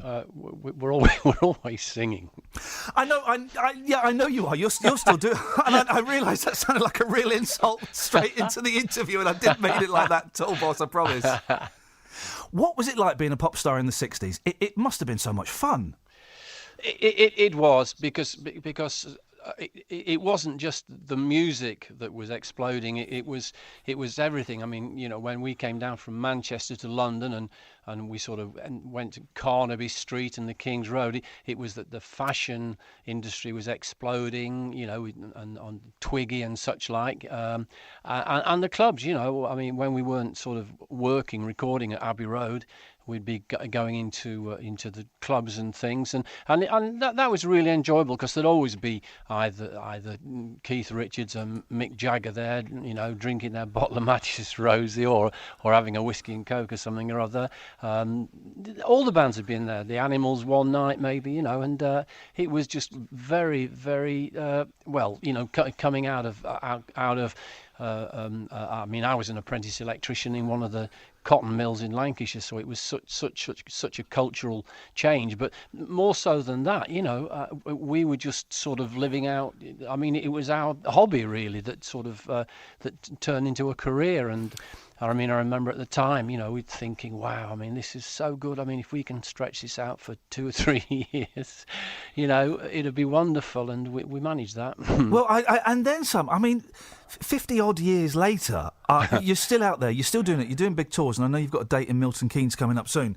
You can't ever have imagined back in 63, 64 when you're starting out that over 50 years later you'll still be doing it. No, absolutely. And I mean, you mentioned Milton Keynes. I mean, I presume you know the story about that or not? I do. Someone was very poorly, weren't they? You're not kidding. I mean, it's bizarre. We hadn't actually done a gig for about 3 months, and that was the first night of a tour. 2 o'clock in the afternoon, our singer Peter House started feeling unwell.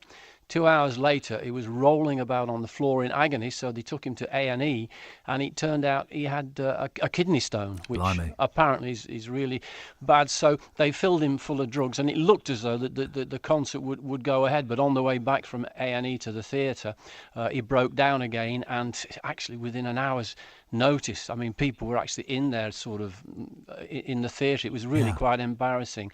So this is the rescheduled version of that. And this is on Thursday the 10th. He's all right now, is he? Well, bizarrely, he actually did the following night, and the suggestion was it had cleared itself, but that was far from the truth. He ended up in Harley Street having it surgically removed. You say they're pumped full of drugs. It's back to the 60s again, isn't it? I mean, I'm not saying you guys were, but that was what a lot of them were up to. Some of them. Probably, it was actually more the alcohol in those days. Really? I mentioned, a whiskey and coke or something like that. So there wasn't as much of that going on as was rumoured, actually. What was amazing about the 60s is there were a lot of talented bands. There were some shirkers that got lucky. But it did seem, if you're looking back, that if you had a guitar and a bass player and a half-decent singer, you could get a recording contract. Now, whether it sustained itself beyond that first 1 or 2 records is by the by, but there was a period, wasn't there? They seemed to be signing up anybody. I wouldn't say that's strictly true because, I mean, as I say, we'd been doing it as our hobby for many years, and we were discovered, if you like, bizarrely, at the Cavern in Liverpool. We were sort of taken on there, and we used to do sort of lunchtime sessions and evening sessions, maybe 2 or 3 times a week, and a record producer, Ron Richards from EMI, came to see us and he liked what he saw, offered us a 2-hour audition at the Abbey Road studios, and we recorded an Old Coasters song called Just Like Me, and also a song that Alan and Graham had knocked up, and that was released, and it was a top 30, 20 something or other. And it's gone on from there. One of the things that I always associate with the Hollies is those just such tight, sweet harmonies. Did that come naturally? Did you did your voices just blend easily, or did you have to really work at it? It was basically Alan and Graham. Alan, the lead singer, Graham did the high harmonies, but it became a 3-way harmony when I mean, as you know, in those days, when you were recording, it was live. I mean, you were all stood in a studio around microphones, playing and singing, and I can only assume that on one occasion I got a bit too close to the mic when I was mumbling away, and that was it. That was the 3rd harmony. So that's how it came about. Not particularly prearranged, no. There's a great clip I saw ages ago of you guys recording on a carousel. Yeah. 1966, 67, I'm going to guess. Yeah, you'd know better than me. And it's brilliant. And it's you lot in the studio, you working out the guitar riff. You do, and it's nowadays, bands, they take like a year, 18 months to record an album. How quickly did it take you to record stuff back then?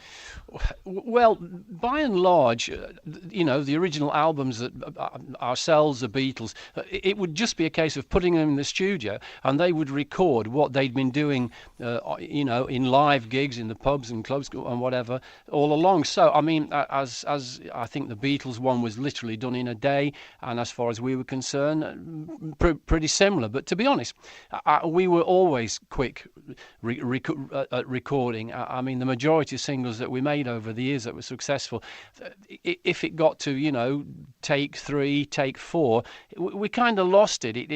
We would quite often. Well, we kind of tried to make sure that we knew what we were doing when we went in the studio, and you get a better atmosphere that way. Big in the States as well. We did have, nearly all of the success we had in England. It was transferred to America. We spent a lot of time travelling over there, on the Greyhound bus tours, and again, a real eye-opener. I mean, an awful lot of the songs that we wrote were because, we were travelling around America, hearing the music that was going on at the time, be it the Mamas and the Papas, Loving Spoonful, you name it, and you just came back to England inspired, What a great time to be making music and to be a young person making music. Well, if you're referring to me, yeah, I was. What was I? I was about 18, I think. Wow.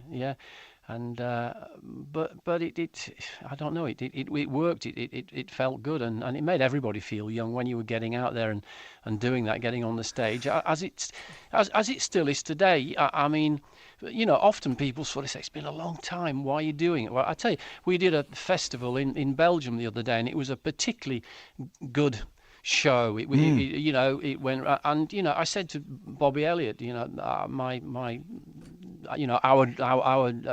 drummer, my co-director, put it that. I was trying to think of the right way to put that.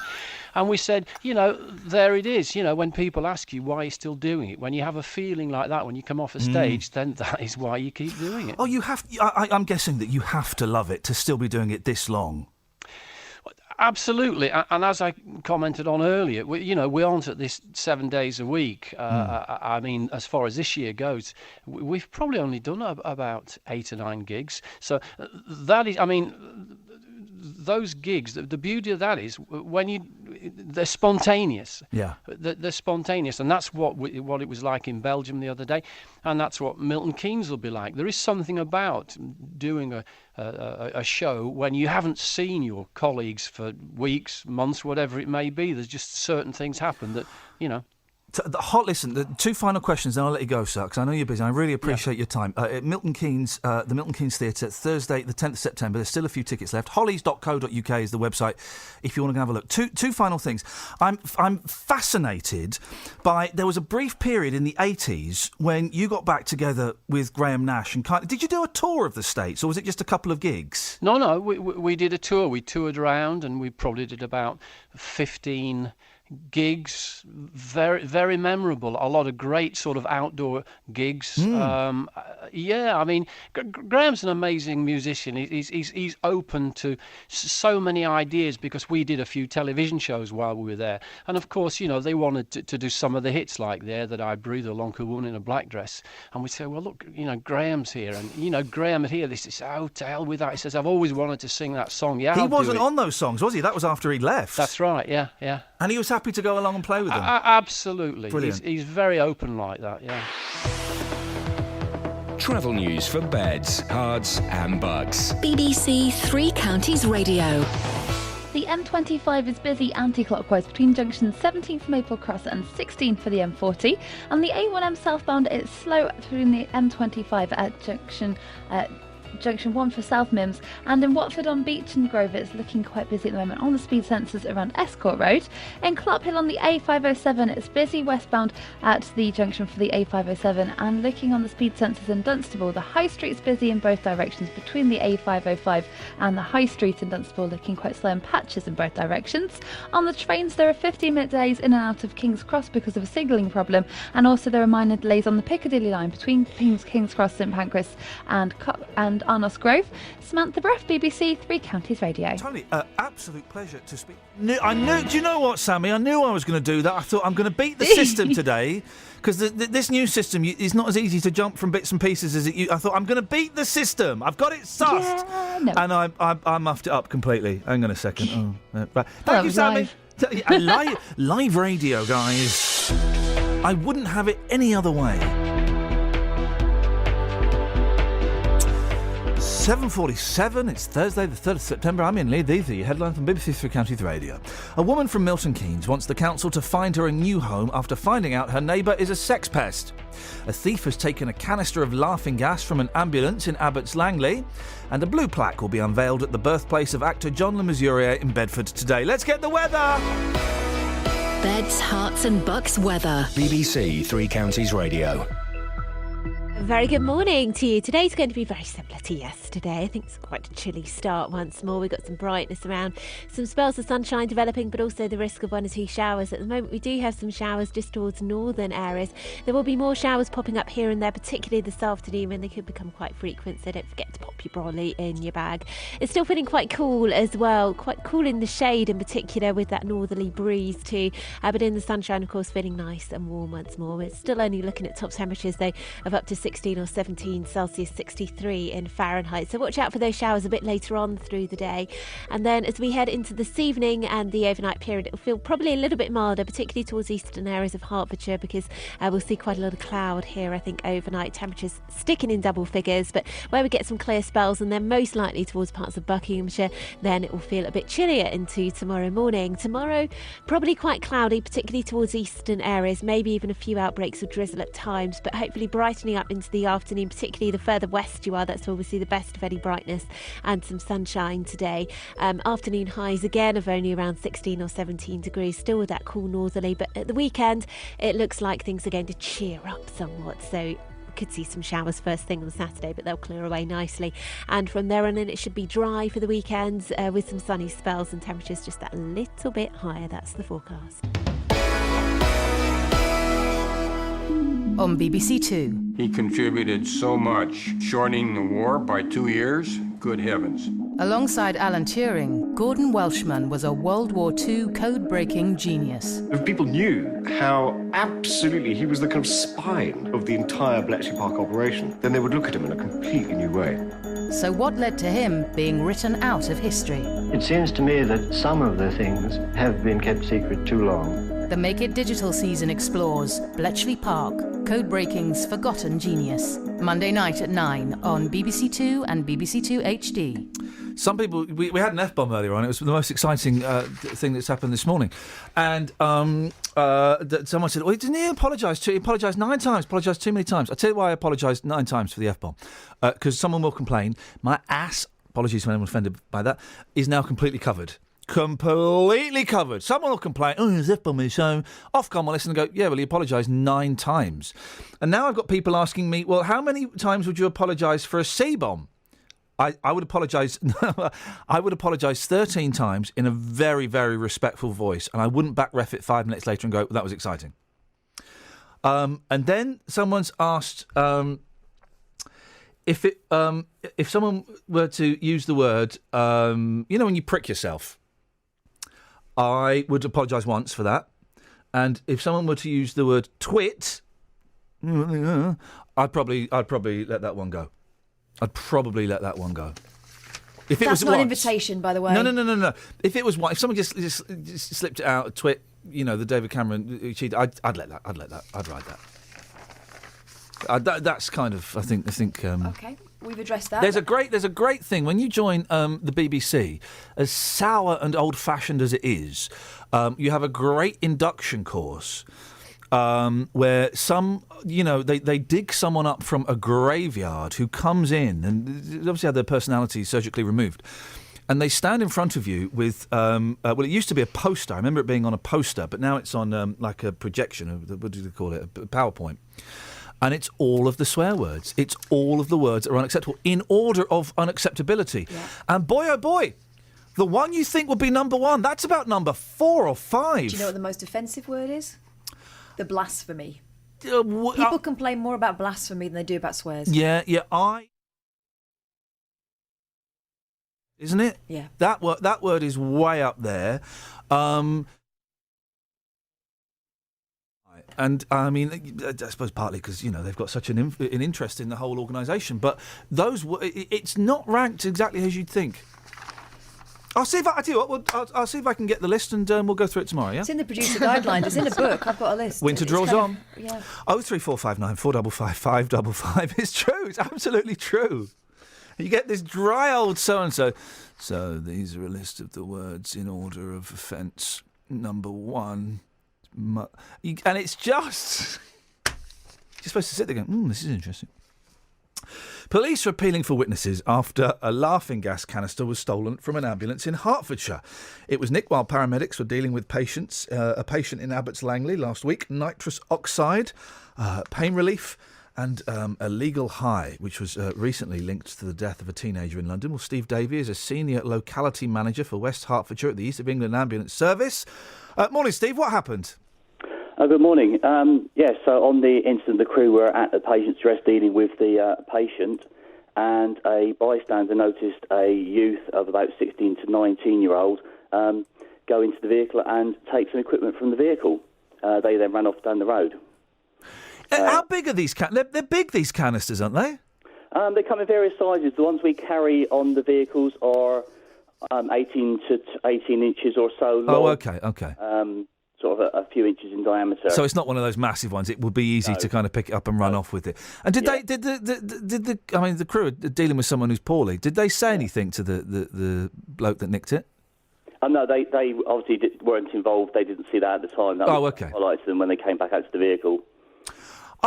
The thing that concerns me more, I mean, young people are going to take drugs. There's nothing we can do about that. Is the fact that of actually just nicking stuff from the back of an ambulance. How common is it, Steve?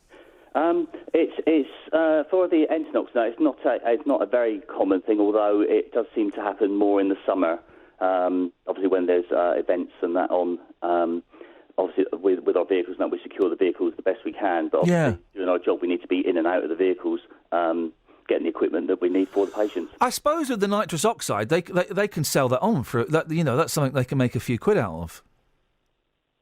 I don't know how they would deal with that. I mean, the cylinders are obviously a compressed gas cylinder. When we use them with patients, obviously we use them for the control of pain. Yeah. And it's an inhaled gas that we can use with a mask or a mouthpiece. But the cylinders, depending on how well people take it, last between sort of half an hour, 20 minutes. And what's the initial effect from it? And what happens if you take too much or you do it for too long? What are the dangerous sides of it? Right.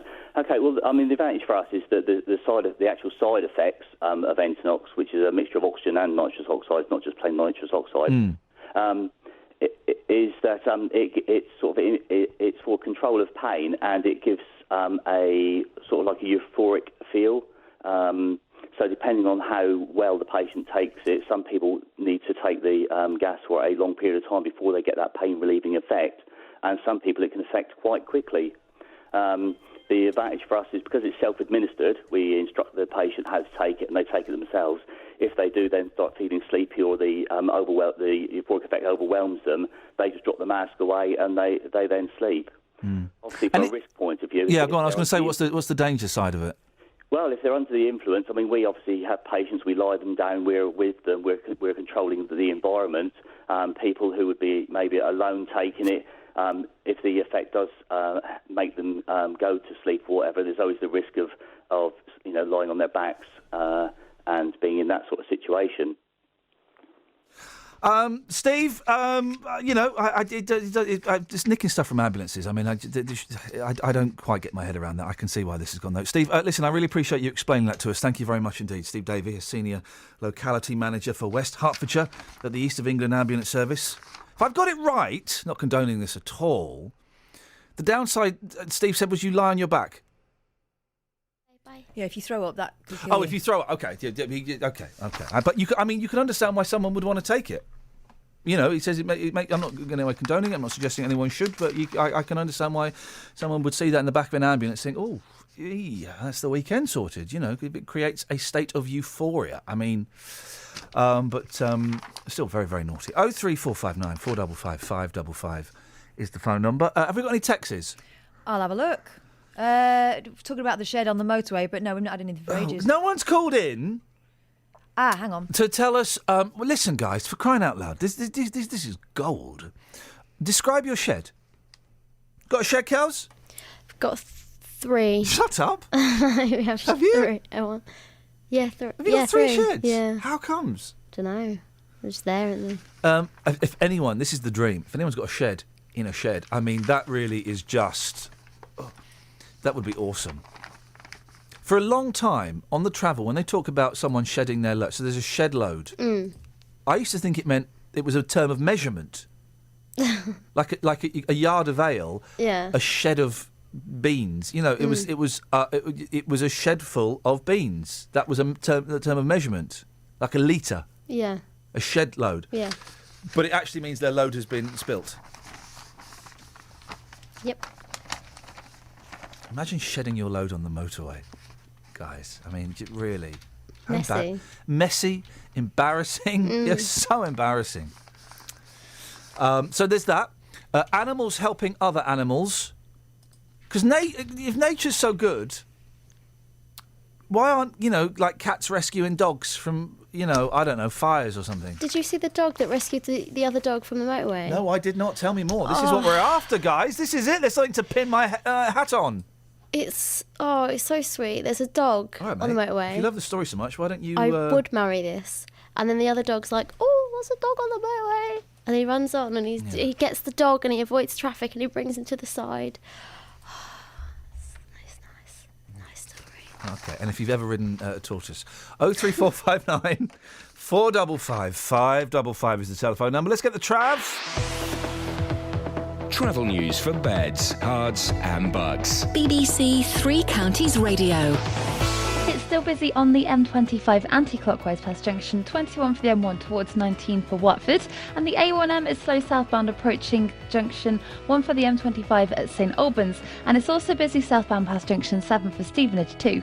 On the A507 westbound in Clophill, it's slow at Bedford Road, and it's also looking quite busy where it meets the A507, and on the trains Great Northern have 50-minute delays in and out of King's Cross because of a signal problem. Samantha Bruff, BBC Three Counties Radio. So Sammy... Yes. A shed load, it doesn't... I was with you. I did used to think it was a term of measurement. And then I was like, no. I know, isn't that funny? It's actually shed. It's a strange term. But supposing it were lawnmowers. So there's a shed load of lawnmowers. Well, that would fit. Yes, in it a would. shed. Yes. That would fit in a shed. Literally, that would fit in a shed.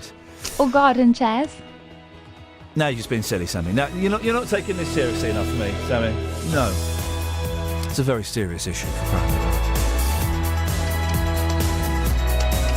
Another hour, man. Jeez. Ain't this game over yet? Hey.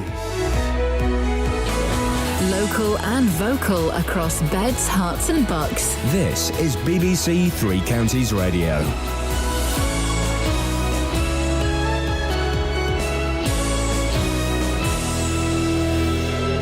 It's 8 o'clock. I'm Lee Agnew. The headlines. A woman in Milton Keynes unhappy about her sex offender neighbour.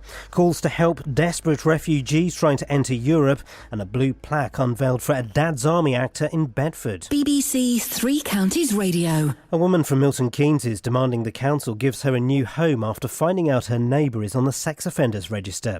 Judy says she looked him up on the internet after he started acting strangely. She says the council's told her she's not directly being threatened, but she says her family doesn't feel safe. It's disgusting, to be honest. You know, I've been a childcarer my whole life, my whole working life, and safeguarding children is my number one priority, whether it's my own or other children. And I just think it's absolutely disgusting that people can do these things. David Cameron is coming under increasing pressure to do more to help the thousands of migrants trying to reach Europe from the Middle East and Africa. It follows pictures of a 3-year-old Syrian boy who was found drowned on a beach in Turkey while trying to reach Greece with his family. Conservative MP Johnny Mercer says the government has to help genuine refugees. We've got to this point because we haven't worked hard enough to differentiate the debates between migration and immigration and economic migration and what this is, which is a refugee crisis and vulnerable and very fragile people fleeing an almost inconceivable evil, which is a totally different issue. The family of a woman from Luton says she'll die unless she is given help to overcome her alcohol addiction. Gemma was admitted to the Luton and Dunstable Hospital 2 weeks ago after suffering alcohol psychosis. But her sister Lisa is frustrated that she was discharged without being offered any suitable support. When she's drunk, she's quite volatile and blames everybody else, which is a typical alcoholic thing. She went from Friday till yesterday with no alcohol, so she can do it. Yesterday, the minute she was unsupervised, basically, you know, she didn't have the willpower. It can't get any worse. I mean, I said to the hospital that she'd end up dead. A blue plaque will be unveiled at the birthplace of actor John Le Mesurier in Bedford today. He became famous for playing Sergeant Wilson in Dad's Army. Ben Nye reports. John Le Mesurier was born in 1912 at 34 Chaucer Road as John Hallerley. His family had lived in the town for many years and he was baptised at St Paul's Church. Despite heading for a career in the legal profession, he became a successful stage and film actor, culminating with his much-loved role in Dad's Army. The unveiling of the plaque will be performed today by John's cousin. In sport, Serena Williams has edged closer to her first Grand Slam this year with victory over Kiki Bertens in the second round of the US Open. And the weather will be bright and sunny at first, but expect showers by this afternoon. Top temperatures around 15 degrees Celsius, 59 degrees Fahrenheit. You can get the latest news and sport online at bbc.co.uk/Three Counties. Well, here's the weirdest text of the day. Did anyone yesterday see a dead eagle on the side of the M1 half a mile before junction 14 towards... I missed that. I missed the dead eagle. It wasn't Timothy B. Schmidt, was it? Ladies and gentlemen, there's my Eagles joke of the day. Thank you very much. Busy show this morning. Describe your shed. Oh, we're getting texts on the sheds. I knew it.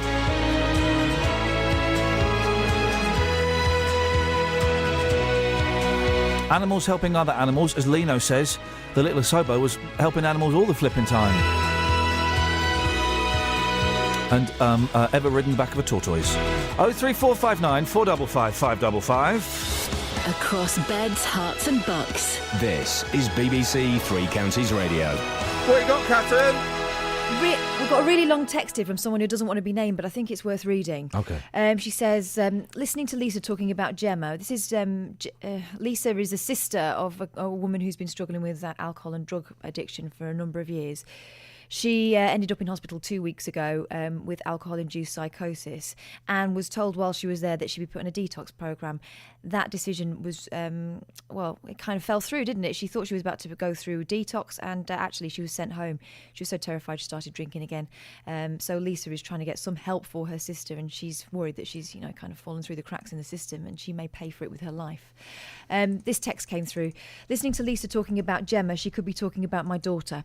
For 10 years, she went round and round in circles, in and out of Watford and Stoke Mandeville in the L&D, almost died twice, and the mental health services won't work with them if they're drinking. And there was always a small window in between leaving hospital sober and then drinking again and not engaging with the community drug and alcohol services. In the end, we got her into rehab in Plymouth. She did 6 months there. They were brilliant, but she met a guy there with his own massive problems, which was the story of her life too. She moved in with him after rehab and things spiralled. It became even worse, and eventually she ended up in prison. It broke my heart. It also broke the cycle. She worked very hard on herself there, but she's been dry for 4 years now. She still struggles with depression, but the difference is without the booze, she uses the services for support. Boom. I mean, there you go. It's a horrible disease. There you go. Booze and drugs are available in prison, but sometimes it can be the kickstart, the rock bottom, what you need. Thank you for that text. Right, a Milton Keynes woman is demanding to be rehomed after finding out her next-door neighbour is a registered sex offender. The mum, who we're not naming, believes he knows she's found out about his past and says she feels threatened whenever she steps out of her front door. Well, John Brown is from the NSPCC. Morning, John. Good morning. What's your reaction to this story? Well, obviously, it's not right that anyone, parents or anyone else, should feel, kind of a prisoner in their own home. And it's also, I think, important to recognise that at some point, all sex offenders who are sent to prison, or the great majority, are going to be released and are going to be back in the community.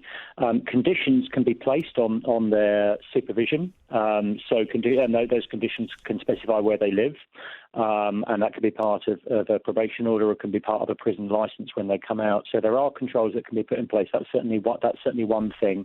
I think what we would say at the NSPCC also is that if people do have concerns about the behaviour of an individual, and they know that person is on the sex offender register, and they've got that sort of history, please do be proactive. Contact the local probation service, contact the local police, and explain your concerns, because they can then act on that and ensure that kind of whatever conditions are in place are appropriately enforced. Some people might cite this and other stories as a reason why sex offenders or people on the sex offenders register, it should be more publicly known that they're living, next door to you. What are your thoughts on that?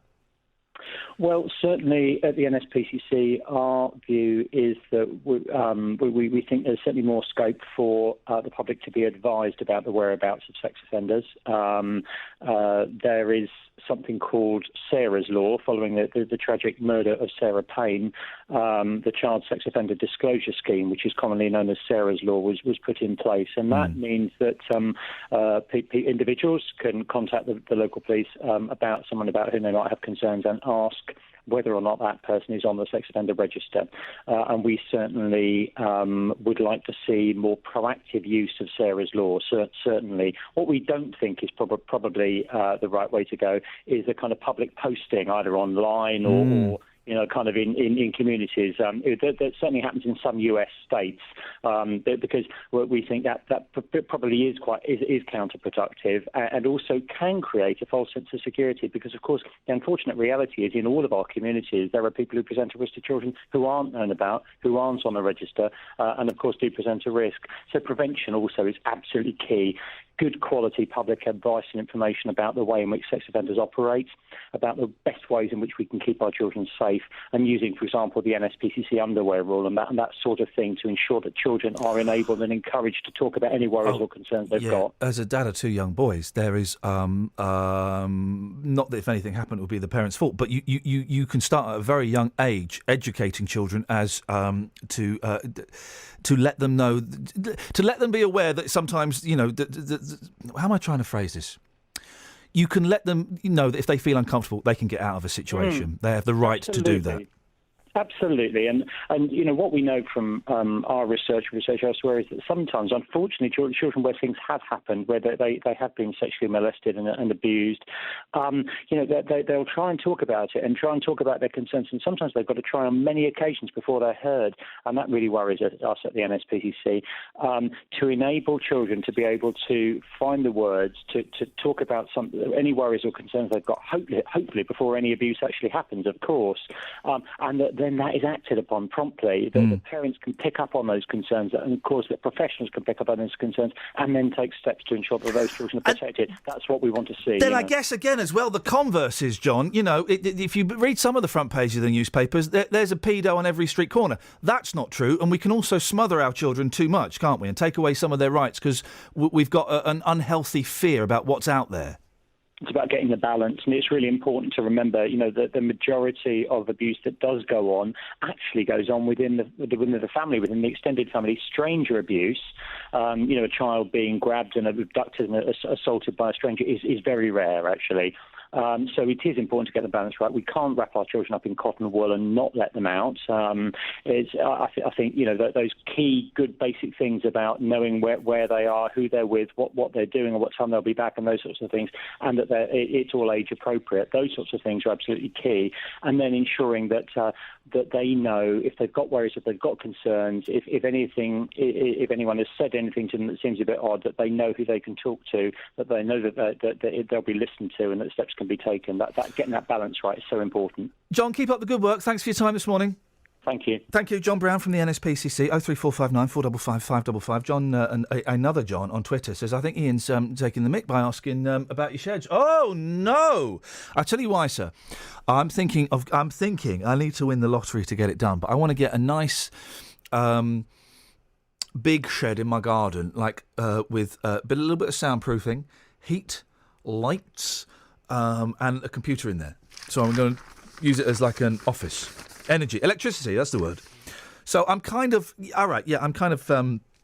interested to know what your sheds are like. Catherine, let's have a rundown of the local sheds, please. The local sheds are looking pretty good, it has to be said. 81333, start your shed text 3CR. Adam in Hemel. So we could say we've got a shed load of shed texts. Yeah. But it would be incorrect. Well. Oh, well. Adam from Hemel. My shed is boring. My garage, however, is my man cave. Not interested. Stop. It's Next got a text. telly. No, not interested. Next. David in Hitchin. My shed has a bar stools, fridge, optic and lights. Hang on, it's got a bar stool? A bar stools. What's a bar stool? Is that like Bar the elephant? A bar stools. What are bar stools? Is it Bar the elephant? Yeah. Okay. We call it the Shed Inn, says David of Hitchin. Why? Because it looks like a pub, I guess. It's got like fake elephant stools. You can buy real elephant stools. They're great for the flowers. I wouldn't sit on them. No, squashy. Here's this one from Adam in Hemel. How big is an elephant's poo? I mean, is it big? Depends on the size of the elephant. Good point. Well made. Thank you. Next. Adam in Hemel. My shed is a concrete slab shed with a fake wooden plastic door and an asbestos roof. Gosh, that sounds... healthy. And that's it. Okay, great shed texts. Can I say shexts? Yeah, I can. I can just say it. Well, I'm not the kind to kiss and tell, but I've been seen with fire up. I've never been with anything less than a 9. So fine, I've been on fire with Sally Field, gone past with a girl named Bo, but somehow they just don't end up as mine. It's a death-defying life I lead. I take my chances. I die for living in the movies and TV. But the hardest thing I ever do is watch my leading ladies kiss some other guy while I'm bandaging my knee. I might fall from a tall building, I might roll a brand new car, 'cause I'm the unknown stuntman that made Redford such a star.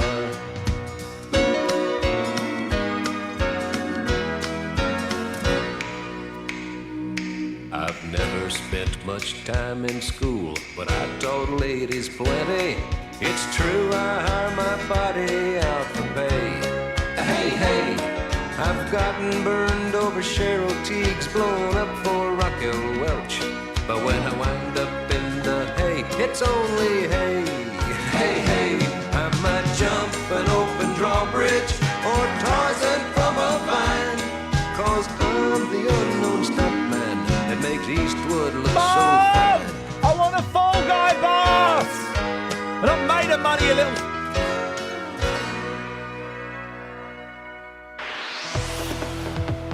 Travel news for beds, cards and bugs. BBC Three Counties Radio.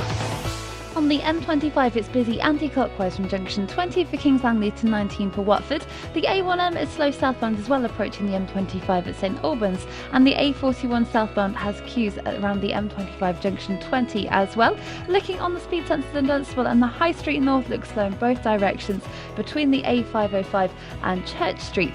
And on the train departure boards, there are still 50-minute delays for cross-country services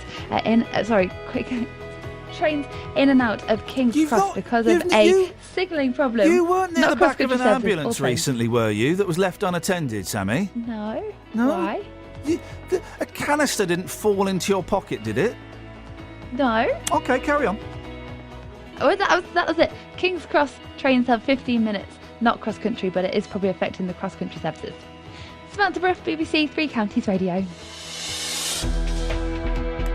You got to love Sammy Bruff.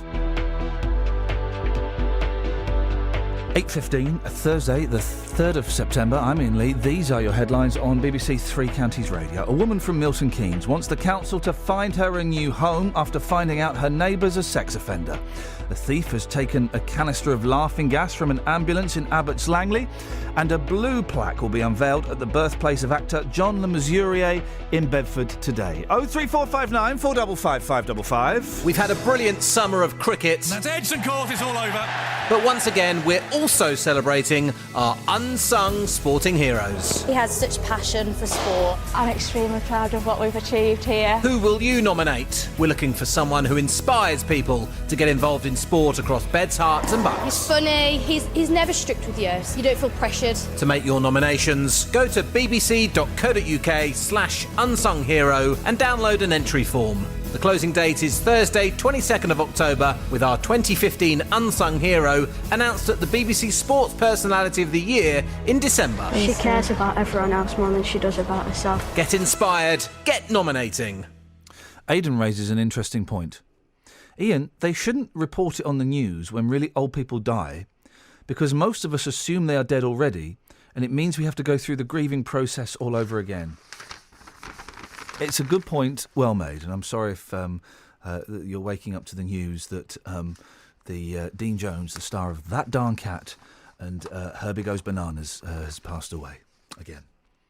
03459 455 555. Now, early on, we spoke to Lisa. Lisa got in touch this week because she's terrified her sister, Gemma, will die unless she gets help with her alcohol addiction.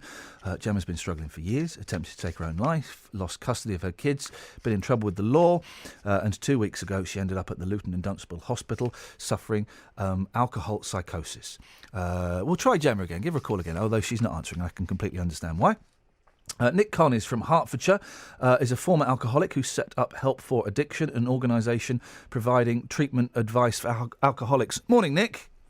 Good morning. How useful are residential rehabs? Because this is one of the things that Lisa was saying she hoped her sister would get. How effective can they be? I think it all depends on the individual. I think certainly you've got to want to be there for the right reasons, want to be there for yourself. I think if you go into somewhere for someone else, doing it for maybe a family member, then the chances of success perhaps might not be so high. And there are different... There's residential where you can go away for a month, 6 weeks, however, and there's also kind of drop-in centres as well, aren't there? There's outpatient places, absolutely. There's a variety of treatment options. There's new things set up, which I was explaining that we've recently set up, called the online rehab. So go on. How does that work? The online rehab is globally. It's the first 28-day online addiction rehab. So it uses all technology, such as similar to Skype and FaceTime. So it allows people that perhaps may have children dependent on them or own their own business or fear disclosure of anonymity. It allows people like that to be able to get treatment when perhaps they couldn't originally. And the thing is, I mean, speaking to Lisa was desperately trying to help her sister. But there's only so much families can do, isn't there, before they start getting dragged down in the alcoholic's problem? Absolutely. It does drag a lot of people down with it. And by the sounds of it, she did have, there was some options available there for her. And there are, there's lots of charities as well that do a fantastic job, such as CRI, Addaction, Action on Addiction, and these are nationwide charities. There's also homeless ones like Amicus Trust that operate in Bedfordshire. So there's certainly a lot of options out there. But you've got to want it, though. As you said, that's the thing. If everyone can want it for you, and you can know that you've got a problem, but unless you want to address that problem, the cycle of shame is you're just going to keep fueling it. Absolutely, and this is a disease, and it's the only disease to tell you that you don't have a disease, which completely fuels the denial.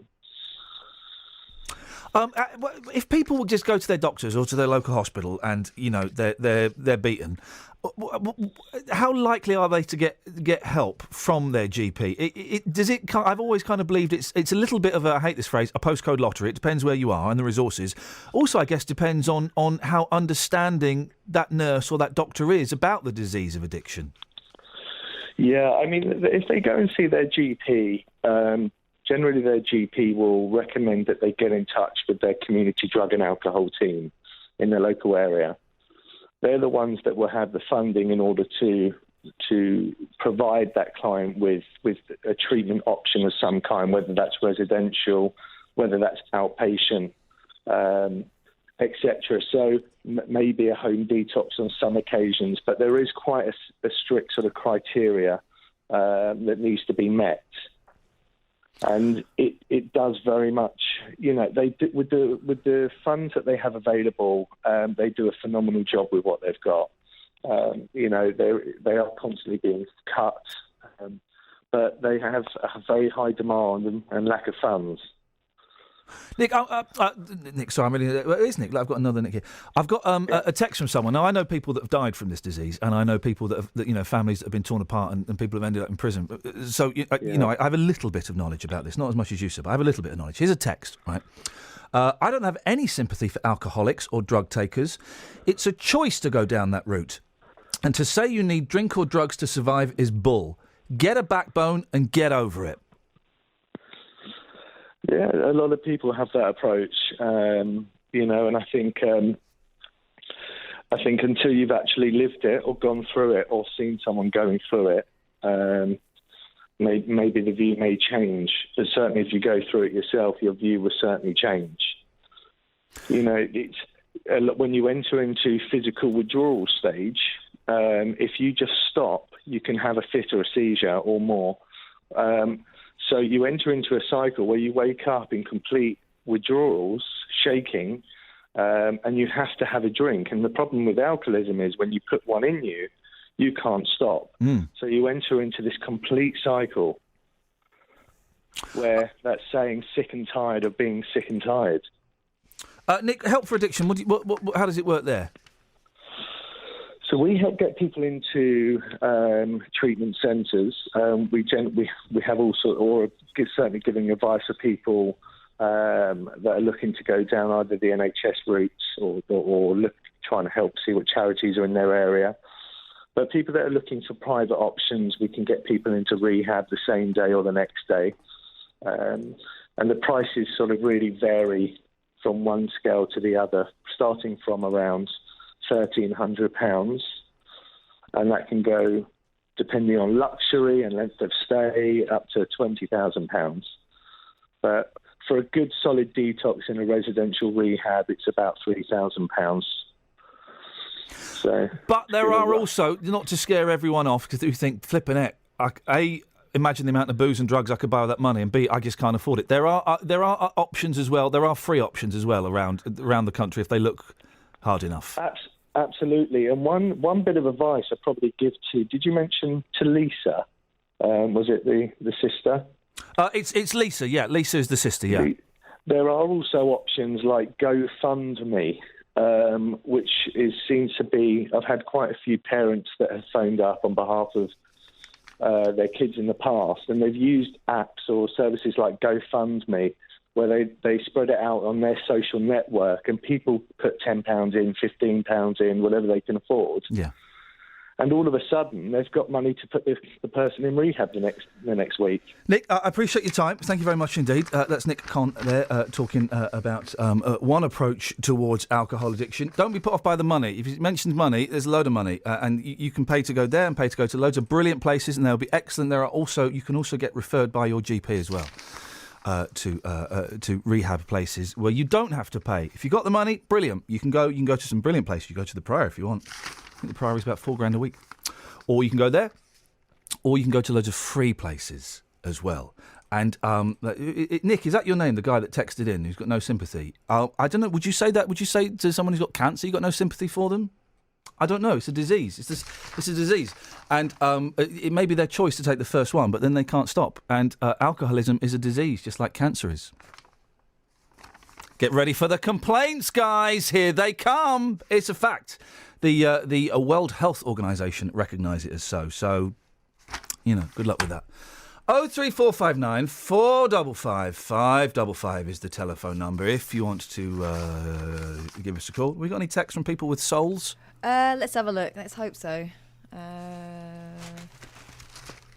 I can understand why you view it as a decadent, self-indulgent thing, but it's not. Yeah, it might be your decision to have that first drink, your decision to have that first wrap of Coke, but it's a mental disease. It's a mental disease. It's a disease, and it is like having cancer, and there is medicine out there you can take. I would suggest that people who have that view have the luxurious position of not knowing anyone who's trying to sort themselves out, because it doesn't look like fun, does it? Anyway, no, we haven't got anything else on the text. If you want to send us a text, 81333, put 3CR in the beginning of it. Or you can give us a call, 03459 455 555 is the... flipping it. I don't get SpongeBob. I've never got SpongeBob. I always thought SpongeBob was supposed to be one of those cartoons that's like, it's for kids, but actually it's really cool for adults. And then my boys started watching it about 6 months ago. I thought, oh yeah, right, we're into SpongeBob. So it's rubbish. My kids love SpongeBob. Oh, it's rubbish. The only funny bit is in one of the films when David Hasselhoff runs out. And it's only funny because my kids go, whoa, look at the boobies. But the rest of it's rubbish. I mean, it's just tedious cack. You want a good cartoon for kids that operates on two levels? Penguins in Madagascar. Oh, the time travel episode. Flipping heck. I would suggest you have a look at Gumball or Adventure Time. They started watching some real rubbish on Netflix now. These two Australian lads. These two, I'm going to say it, fat Australian lads. And they're like in the jungle with what do they call it? They call it the bushes. We're out in the bushes. We're out in the bushes. And they're looking like an animal. And then they turn into cartoons. They're slim in the cartoons. Funny that. And I wind up my kids going, I'm doing a proper dad stuff. It's like, my dad saying to my sister when Adam Ant came on Top of the Pops, who's this idiot? I go, these two are annoying. They're not annoying. Yeah, these two are really annoying. They're not annoying, Dad. These two are so annoying. Are you talking about them? Yeah, I am. Anyway, David Bowie fans are used to the musician reinventing himself. But even they might be surprised at his latest exploit. The former Ziggy Stardust is set to write songs for a musical production of cartoon character SpongeBob SquarePants. Bowie, 68, is said to have become a huge fan of the hyperactive sponge. He's 68? Bowie, 68. Why does that surprise you? I think he was older. 68? Is said to have become a huge fan of the hyperactive sponge who lives in a pineapple. Under the sea? After watching the show with his daughter, Alexandria Zahara Jones, now 15. He watched it more than a decade ago. Pull your finger out, Bowie. If you're going to write songs for SpongeBob, do it quickly, for crying out loud. Travel news for beds, cards and bugs. BBC Three Counties Radio. The M25 anti-clockwise is slow from junction 17th Maple Cross to 16 for the M40, and it's also busy on the A1M southbound at junction 7 for Stevenage. In Hitchin on Offaly Road, it's looking very busy at Paynes Park, and it's also slow on the A507 in Clop Hill westbound towards Bedford Road, and that's also affecting the A507 too. On the speed sensors in St Albans, it's looking very slow on Victoria Street in both directions, and also on the A1081, that's looking slow as well. And on the train to Punchboards, there are no major delays showing up at the moment. At King's Cross is saying those delays in and out of the station have cleared up now. The signalling problem's fixed. Samantha Bruff, BBC Three Counties Radio. Across beds, hearts and bugs. This is BBC Three Counties Radio.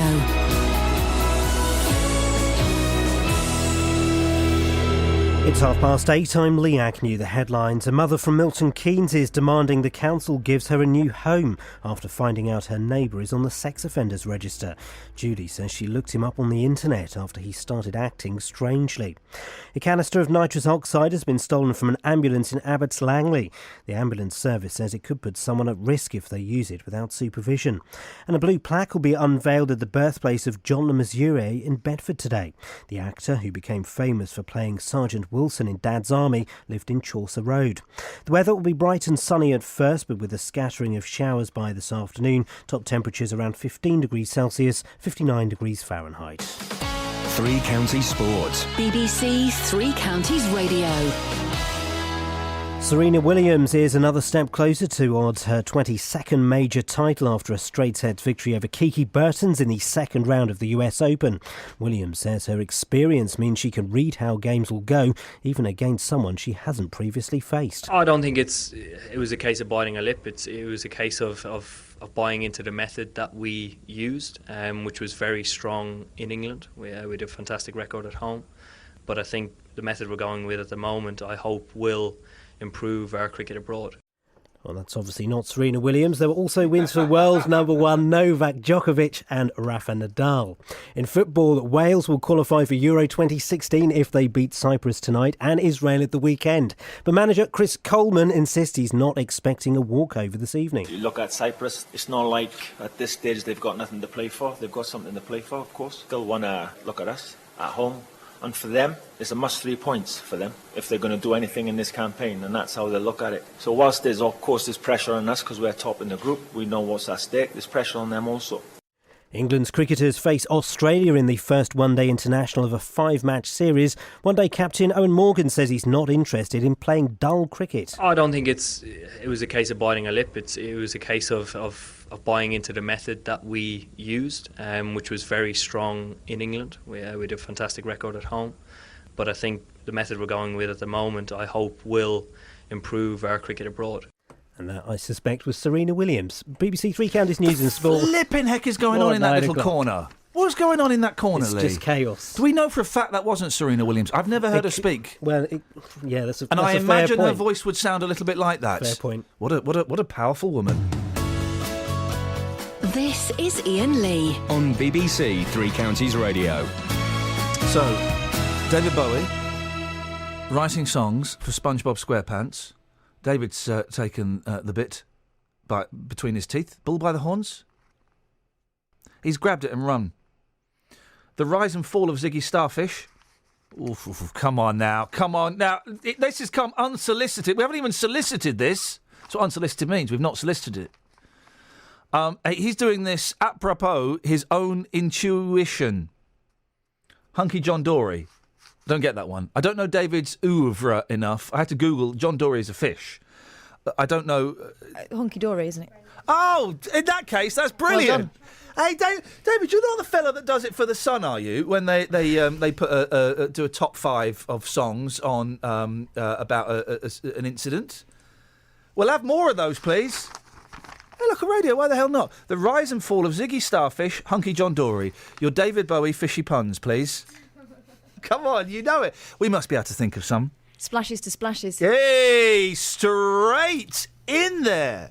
I don't know his back... Suffragette Fishy. I don't know his back catalogue well enough to...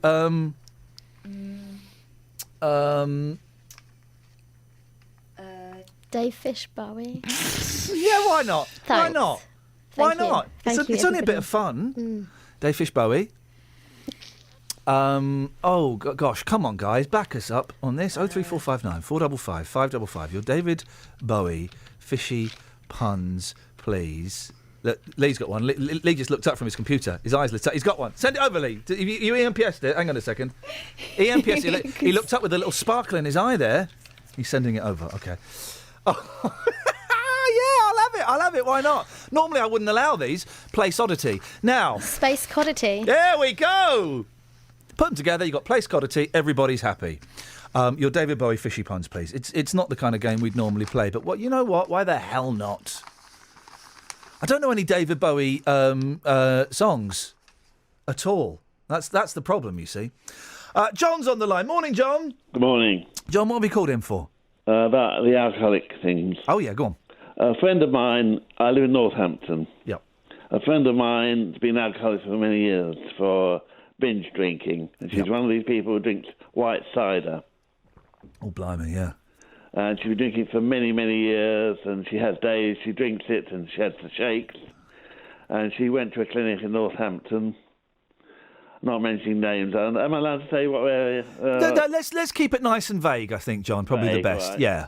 And she goes to the clinic every week and tried to stop her. She went to a respite up in Elephant Castle in London. Oh, yeah, yep. For 10 days. She thought she was going to have the pill which would save her drinking. They refused it because she was so high and she got a liver complaint from it. Yeah. And it's very sad. Some days she has the shakes. She takes other pills for antidepressants, so has to be careful what they give her. Some days she's good, and some days she's had about... She used to buy a big bottle of white cider for about £4.50. Mm. And it's very sad. And sometimes I say, stop drinking. And you try to stop and another friend of hers drinks, and all her friends around her, a family of alcoholics. Yeah. And it's very sad to see, because I don't drink at all. And she said, you can go for detox. It doesn't cost her any money because she's on the dole. Mm. She could go for 3 months and do it, but she said no, she's got dogs. She didn't want to leave her dogs behind. But she was allowed to take one dog up to London with her. Yeah. It sounds a bit like an excuse, because there's always there's always someone who'd look after your pets, isn't there? Yes, I looked after 2 of her pets. Yeah. But to say, in Northampton they do treat it free of charge. Yeah, no, there are loads of places, and if you've got a few quid, that's great. It doesn't necessarily buy you a better treatment. But there are loads of places where you can go for residential treatment, and maybe we should have got one of those on, and we will do next time we do this story. Where you can do it for free. She has good days and bad days. Sometimes she doesn't drink at all, and sometimes I go spare at times, you know. She went to go to these things, I'll leave it till next time, And she finds the people like Jehovah's Witnesses and meetings like that, and she says it drives her around the bend. Yeah, I bet. It must be very upsetting for you watching your friend... I've only known her about 3 years, she's a sort of girlfriend sort of thing, but I'm quite a lot older than her, but I was in Alaska for many years, and... What were you doing? You were in Alaska? No, I said I did bar work and pub work for many years. Oh, I thought you said you were in Alaska. I thought, blimey, there's a strange turn in the story. No. But... and you don't drink at all? I don't drink at all. I'm a teetotaler. And can I ask why you're a teetotaler? I've never been interested in it all my life. I used to drink about half a pint of lager. I'm 68. Yeah. And I used to drink half a pint of lager, and I got drunk from it. And about 15, 16 years ago, I had cancer, and I stopped then. Completely. Blimey. Yeah. Doesn't interest me at all. Yeah. But I see it all the way around. I've been to 1 or 2 meetings, and it's farcical, some of these meetings. What meetings are you talking about? Pardon? Which meetings? Alcoholics meetings about binge drinking and... Yeah. It was very interesting, but it was like a prayer meeting more than anything else. Well, they have the Serenity Prayer, don't they? Mm. Which is... I think the Serenity Prayer is pretty groovy, man. If you take the word God off the front...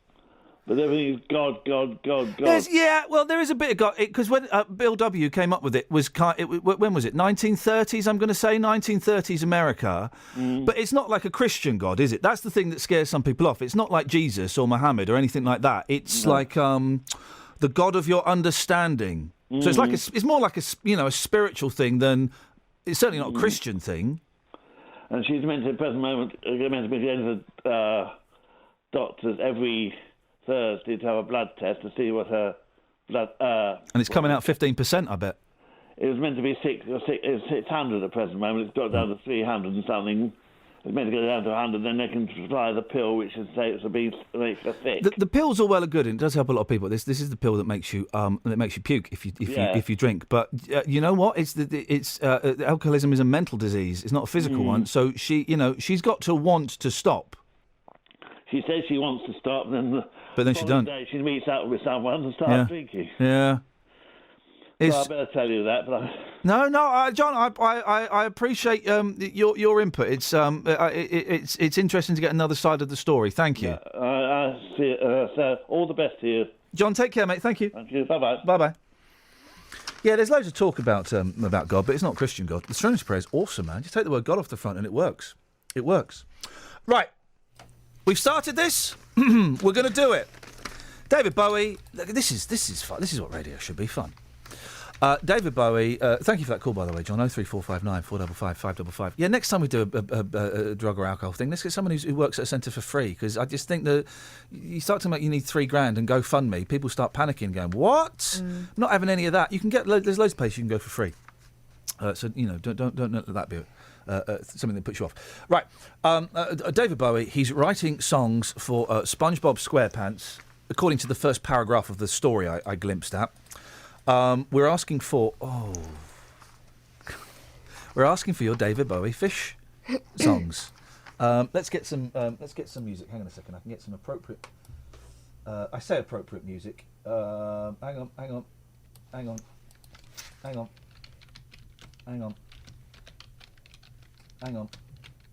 I've seen a really good one here. Hang on a minute. We'll have this. Here we go. This is as appropriate as I can get it. Hang on a second. Where are we? Oh, why don't we play? Let's try this. Play. Oh yeah. Your David Bowie fishy puns, ladies and gentlemen. Here we go. What have we got? Well, Lee in Essex says ground control to Mackerel Tom. Why is he not listening to James Whale? Well, sorry. He has a choice. Ground control to Mackerel Tom. Yeah, we'll have that. I mean, really? Adam from Hemel doesn't get it. Melrose Place. No. Do Sam from Dunstable. It's brilliant. It's the best so far. Yeah, Bream Genie. The Bream Genie. Come on, I mean. Matt says sound and fishing. Yeah, I love that. Yeah, sound and fishing. And Tony says rock and roll mop suicide. I don't know. A roll mop is a fishy food. Okay, and he did a song called Rock and Roll Suicide, I'm guessing. Yeah, I'm guessing. Yeah. Andrew says on Twitter... Wow, it's like you've rehearsed this. You've suddenly become into a double act. This is awesome. We're like proper radio guys at last. You interrupted me, though. Sorry. We could be herrings just for one day. Oh, yeah, yes. Ollie Bayliss, who's kind of he comes here and he's paid. The man who sold the world. Oh, there we go. I mean, yes. Anything else? John Dory, I'm only dancing. That's Andrew again. Okay. Can't get enough. We've okay, yeah, okay. I'll get on. I've just been offered a quality filter on my Twitter feed. I think it's probably too late for that. 03459 455 555. Any more? Or is that it? That's the lot. There we go.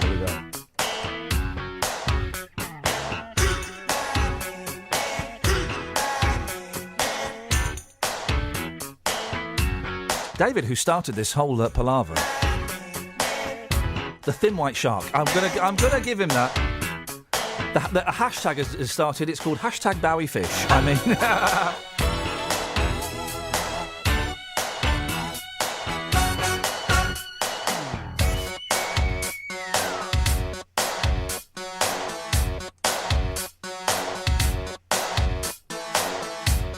Ladies and gentlemen, would you please welcome live on the air with his David Bowie fishy puns. It's only Colin in Dunstable. No, I haven't got a fishy pun. Thanks for calling. the hell are you doing? This, you know that between 8:30 and 8:45, we always, every day, speak to a gentleman who's got a friend who's got alcoholic problems, and then we do Bowie fishy puns. Oh, never mind. Have I missed your talk with Jonathan Vernon Smith? Yes, in many ways. No, did it happen? No, it didn't happen today. And it didn't happen yesterday? Yeah, it didn't happen yesterday, I know. Why? Well, you know, things change. We decided to drop it. Well, I think that's very remiss of you. Well, you know, these things happen from time to time. Things change, Colin. Things shake up and get made better.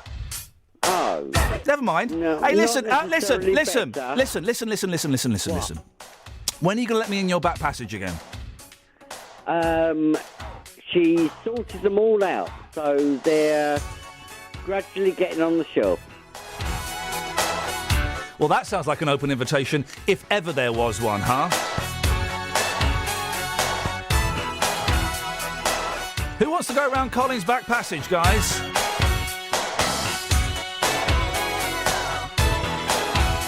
That was only slightly awkward. I mean, on a scale of 1 to 10, I'd say a 14, you know.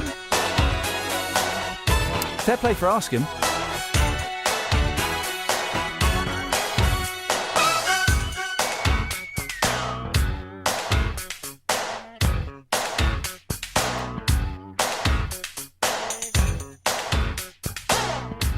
I don't get this. Well, I get it, but hashtag Bowie fish. Fishing in the street. I mean, that's kind of stretching it. It's stretching it a little bit. Really. Travel news for beds, cards and bugs. BBC Three Counties Radio. There's been an accident on the A404 southbound at the Marlow junction, which is causing queues from the M40, the High Wycombe Handy Cross roundabouts. On the A413 in Chalfont St Peter, there are queues between the High Street and Pheasant Hill in the roadworks section. And the M25 anti-clockwise is very busy from junction 17 for the Maple Cross to 16 for the M40. On the A1M, it's also looking very busy southbound at junction 8 for Stevenage. And in Bedford on Bromham Road, there are queues between Shakespeare Road and Bridgend. On the trains, though, there are no reported problems at the moment. Samantha Bruff, BBC Three Counties Radio. Thank you very much indeed.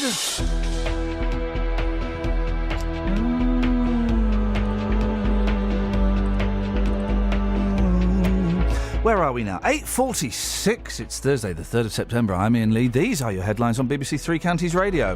A woman from Milton Keynes says she feels like a prisoner in her own home because of a sex offender living nearby.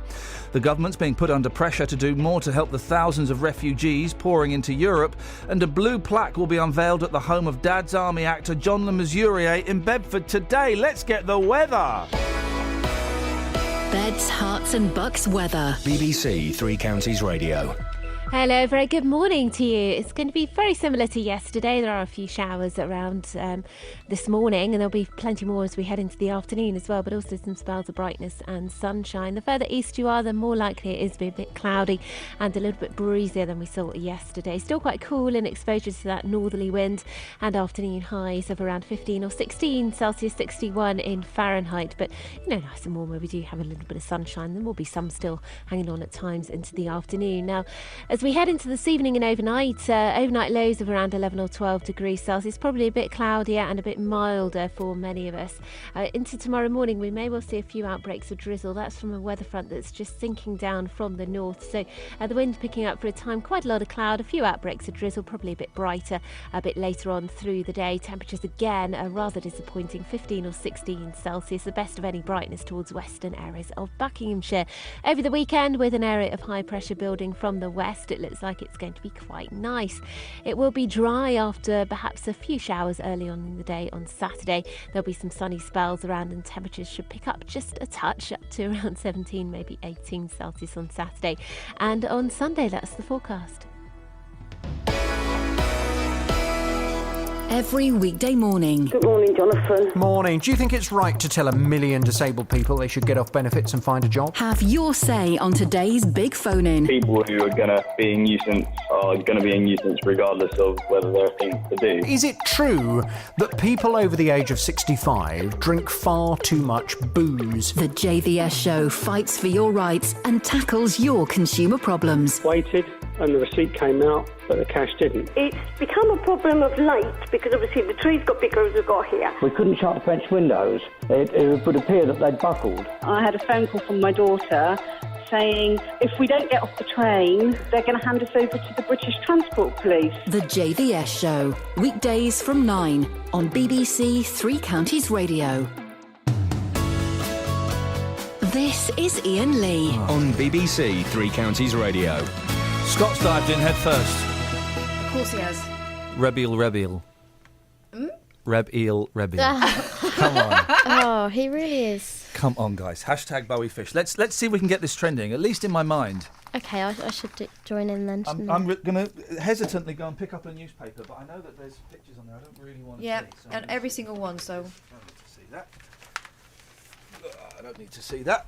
I don't need to see those front pages. Thank you very much indeed. Hey, remember that? Oh, go on. I was going to say, remember the person who sent us an email through earlier on about their daughter? Yeah. They've sent us another one. Okay. Speak into your microphone. Sorry. Thank you for opening up a discussion about addiction, and thank you for reading my previous text. It's a disease. It's a disease which takes the whole family down, especially if there are children caught up in it. The haters have no idea. Nobody expects addiction to tear their family apart the way it did mine. All of 3 of my daughters had excellent educations in a decent home. The eldest has a successful business. The youngest has a brilliant career. Their sister always struggled with life, with anxiety and depression.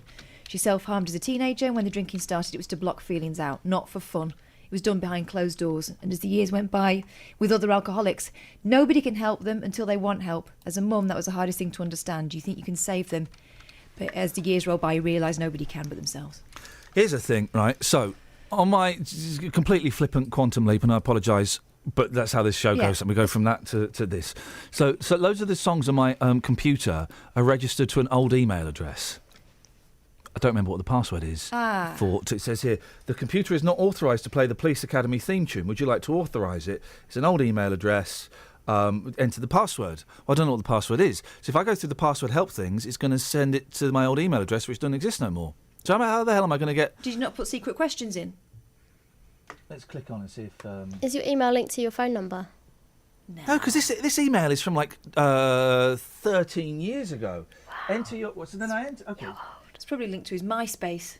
It was, actually. It was. Bebo. I had MySpace. It was all right. Then it says we can't find that ID. Absolute beginners. Well, you're going to have to buy it again. Well, but I don't... I've already bought 4... I've already spent 4 times 99 pences today. I'm not buying it. I'm just trying all the passwords. Do you want me to buy it for where you? was I 13 years ago? No, because there's loads of stuff on it that's linked to this Shun Sunday email. Where was I 13 years ago? What was my password? What would my password have been? Oh, it would have been... It's pretty much the same as it's been forever, isn't it? No, maybe there's... Then you got the... Maybe there was a capital. No, it don't work. It don't work, Just. Doesn't work, boss. Doesn't work. Justin doesn't have this problem because his password's always... 1, 2, 3, 4, 5, 6. Kelly, behave yourself, please. Thank you Question. very much. Why has the mouse clicking started over the last month? Never used to happen, and no other station lets you hear it. Why your show? Because we're the best. Special treat. Special treat. It's like the director's commentary. Hey, now that Netflix reigns supreme, does that mean it's the end of the director's commentary and the bonus features? Does it? Because I'm probably the only... I like a good director's commentary. And bonus features. But this is what Netflix... If someone wants to beat Netflix, this is what they have to offer. They have to offer the director's commentary and bonus features. No. Sorry? No, show me the film, mate. I lent my mum a DVD a while back, and she gave it back to me and said, what do you think? She said, yeah, it was good. That was annoying, all that talking through it, wasn't it, though? I said, well, you're joking. It wasn't even the director's commentary. She'd hit, you know, when it's for people who can't see. Oh. It's an audio description. The cat is walking towards the door. Yeah. Chase it with a hammer in its hand, about to hammer the little bird. The little bird sees the cat. She watched the whole thing. That's great if you can't be bothered to look. Yeah, but you Like can't if hear you what were they're facing saying. the other way, laying down. So I'm really digging My Cousin Vinny at the moment. Such a good film. Such a good That's film. the slowest watch of a film I ever. know. Well, I have to. It's really, really sweary, and the Morning, kids. Princess. Sorry. Just talking to the ladies on the street. Okay, it's really sweary, and the kids keep coming in, so I have to keep stopping it. It's so funny. It is, and I googled it, and no, Criterion have no plans to release a 2-disc special edition DVD of My Cousin Vinny, which is a shame. But I've been. By the way, can we say jerk-offs on the radio? It's an Americanism, so we. No one knows what it means. Okay. So I was googling it, Justin. Yeah. Joe, you know the film My Cousin Vinny, yeah? Not really. Oh, no, I'll it's be honest Ralph with you. Macchio. It's 1991. Ralph Macchio, he gets sent to prison for a murder he didn't commit, right? It's a comedy. Yeah. They can't afford a lawyer, so he hires My Cousin Vinny, played by Joe Pesci, right? Joe Pesci, he's just graduated from law school. He hasn't got a clue. It's a fish out of water scenario. In at the deep end, yeah. Mate, it's funny. It is so funny. It is brilliant. Well, what happens to this offer of us having a pizza in our underpants night, watching movies together? That's every night for me, mate. You come around whenever you want. Anyway, Okay. I've been researching this film, right? And it turns out that several years after the film, you know who Joe Pesci is, yeah? He's Yeah, the little Joe guy. Pesci, yeah. Joe Pesci, Yeah, Joe Pesci. Joe Pesci, oh, Several yeah. years after the film, Joe Pesci recorded an album as the character of Vinny. Oh, yes. This is one of the songs. This is called Yo Cousin Vinny. I've just checked the lyrics.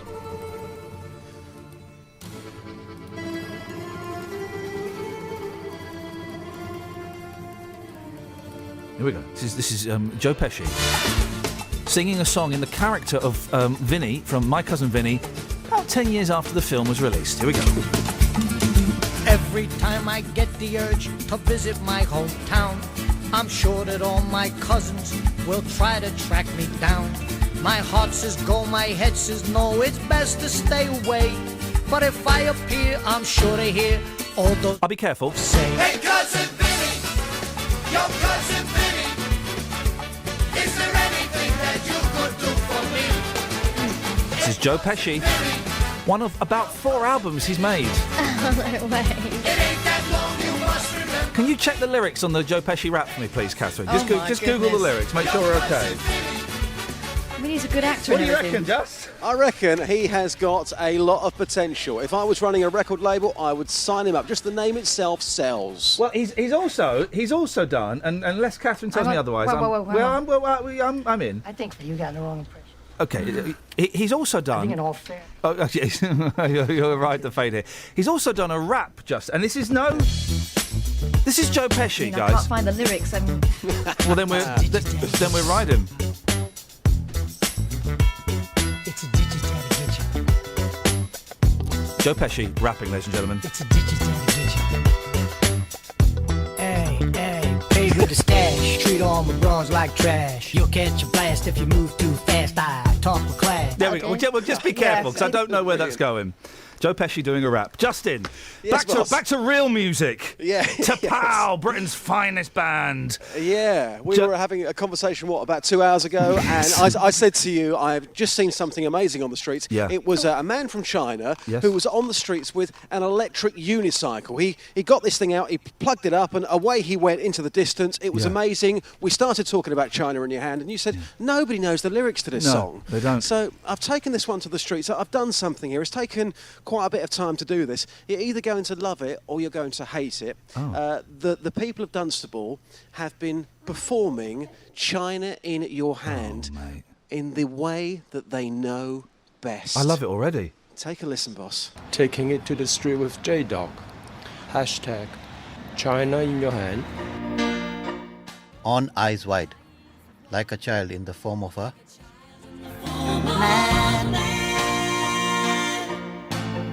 A story told, a mind of his own, no room for a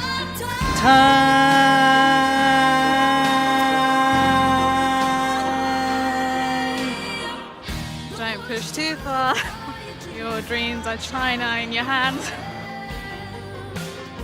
Don't wish too hard, because They may come true, and you can help them. You don't know what you might had set upon. yourself, yeah. Oh, gosh.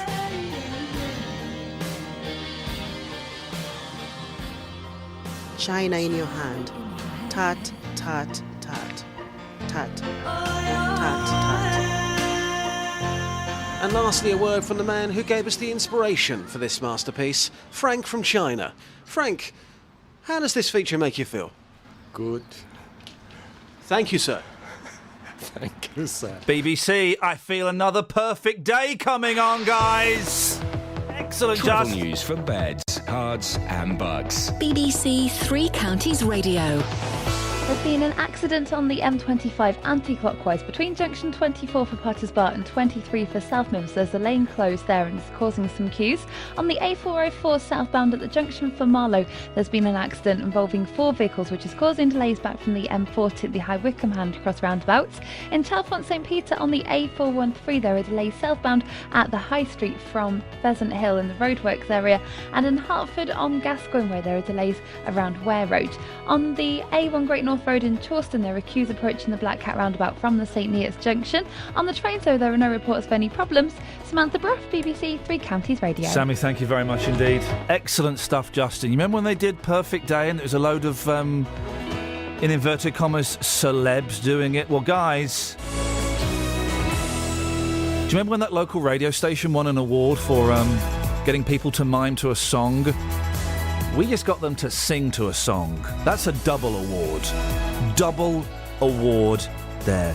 Thank you, Justin. Back tomorrow at 6. Ta-ta. Local and vocal across beds, hearts and bucks. This is BBC Three Counties Radio. Thank you, Ian. Good morning. Welcome to the JVS show. I'm Jonathan Vernon-Smith. It's Thursday. It's 9 o'clock, and on today's Big Phone In, has the picture of the drowned little boy changed your mind on the migrant crisis? The front pages are dominated today by the shocking picture of a small Syrian child washed up on the Turkish beach, having drowned after his family tried to get him to Greece. Headlines such as "Plight of Migrant Children Stirs Europe's Conscience" and "Europe Could Not Save Him" all hammer home the message that European governments are not doing enough to help people trying to come here for a better life. David Cameron is now facing increasing pressure to ensure thousands of migrants can get safely to the UK. And Labour politician Yvette Cooper has called this crisis the greatest humanitarian crisis to reach our continent since the Second World War. Well, this morning I want to hear your reaction to this. Has the picture of the drowned little boy changed your mind on the migrant crisis? Phone lines are open now for your call on 03459 455 555. This is the JVS show on BBC Three Counties Radio. I'll take your call in just a second, but first let's get the latest BBC News at 9 o'clock. Here's Lee Agnew. Some Conservative MPs are urging the government to do more to help the thousands of refugees pouring into Europe. It follows pictures of a 3-year-old Syrian boy who was found drowned on a beach in Turkey while trying to reach Greece with his family. But the former International Development Secretary Andrew Mitchell says Britain is playing its part. Although Britain is not taking a large number of refugees, we are providing an immense amount of humanitarian support both in Syria and to the people who've often under gunfire come over the border into the surrounding countries. Were Britain not providing that support, there would be yet more hundreds of thousands of people coming out of that part of the world towards Europe. A mother from Milton Keynes is demanding the council gives her a new home after finding out her neighbour is on the sex offenders register. Judy says she looked him up on the internet after he started acting strangely. John Brown from the NSPCC says the public should expect that sex offenders will be released from prison. However, they shouldn't feel like prisoners in their own home. If people do have concerns about the behaviour of an individual, and they know that person is on the sex offender register, and they've got that sort of history, please do be proactive. Contact the local probation service, contact the local police and explain your concerns. The family of a woman from Luton says she'll die unless she's given help to overcome her alcohol addiction. Gemma was admitted to the Luton and Dunstable Hospital 2 weeks ago after suffering alcohol psychosis. But her sister Lisa's frustrated she was discharged without being offered any suitable support. When she's drunk, she's quite volatile and blames everybody else, which is a typical alcoholic thing. She went from Friday till yesterday with no alcohol, so she can do it. Yesterday, the minute she was unsupervised, basically, she didn't have the willpower. It can't get any worse. I mean,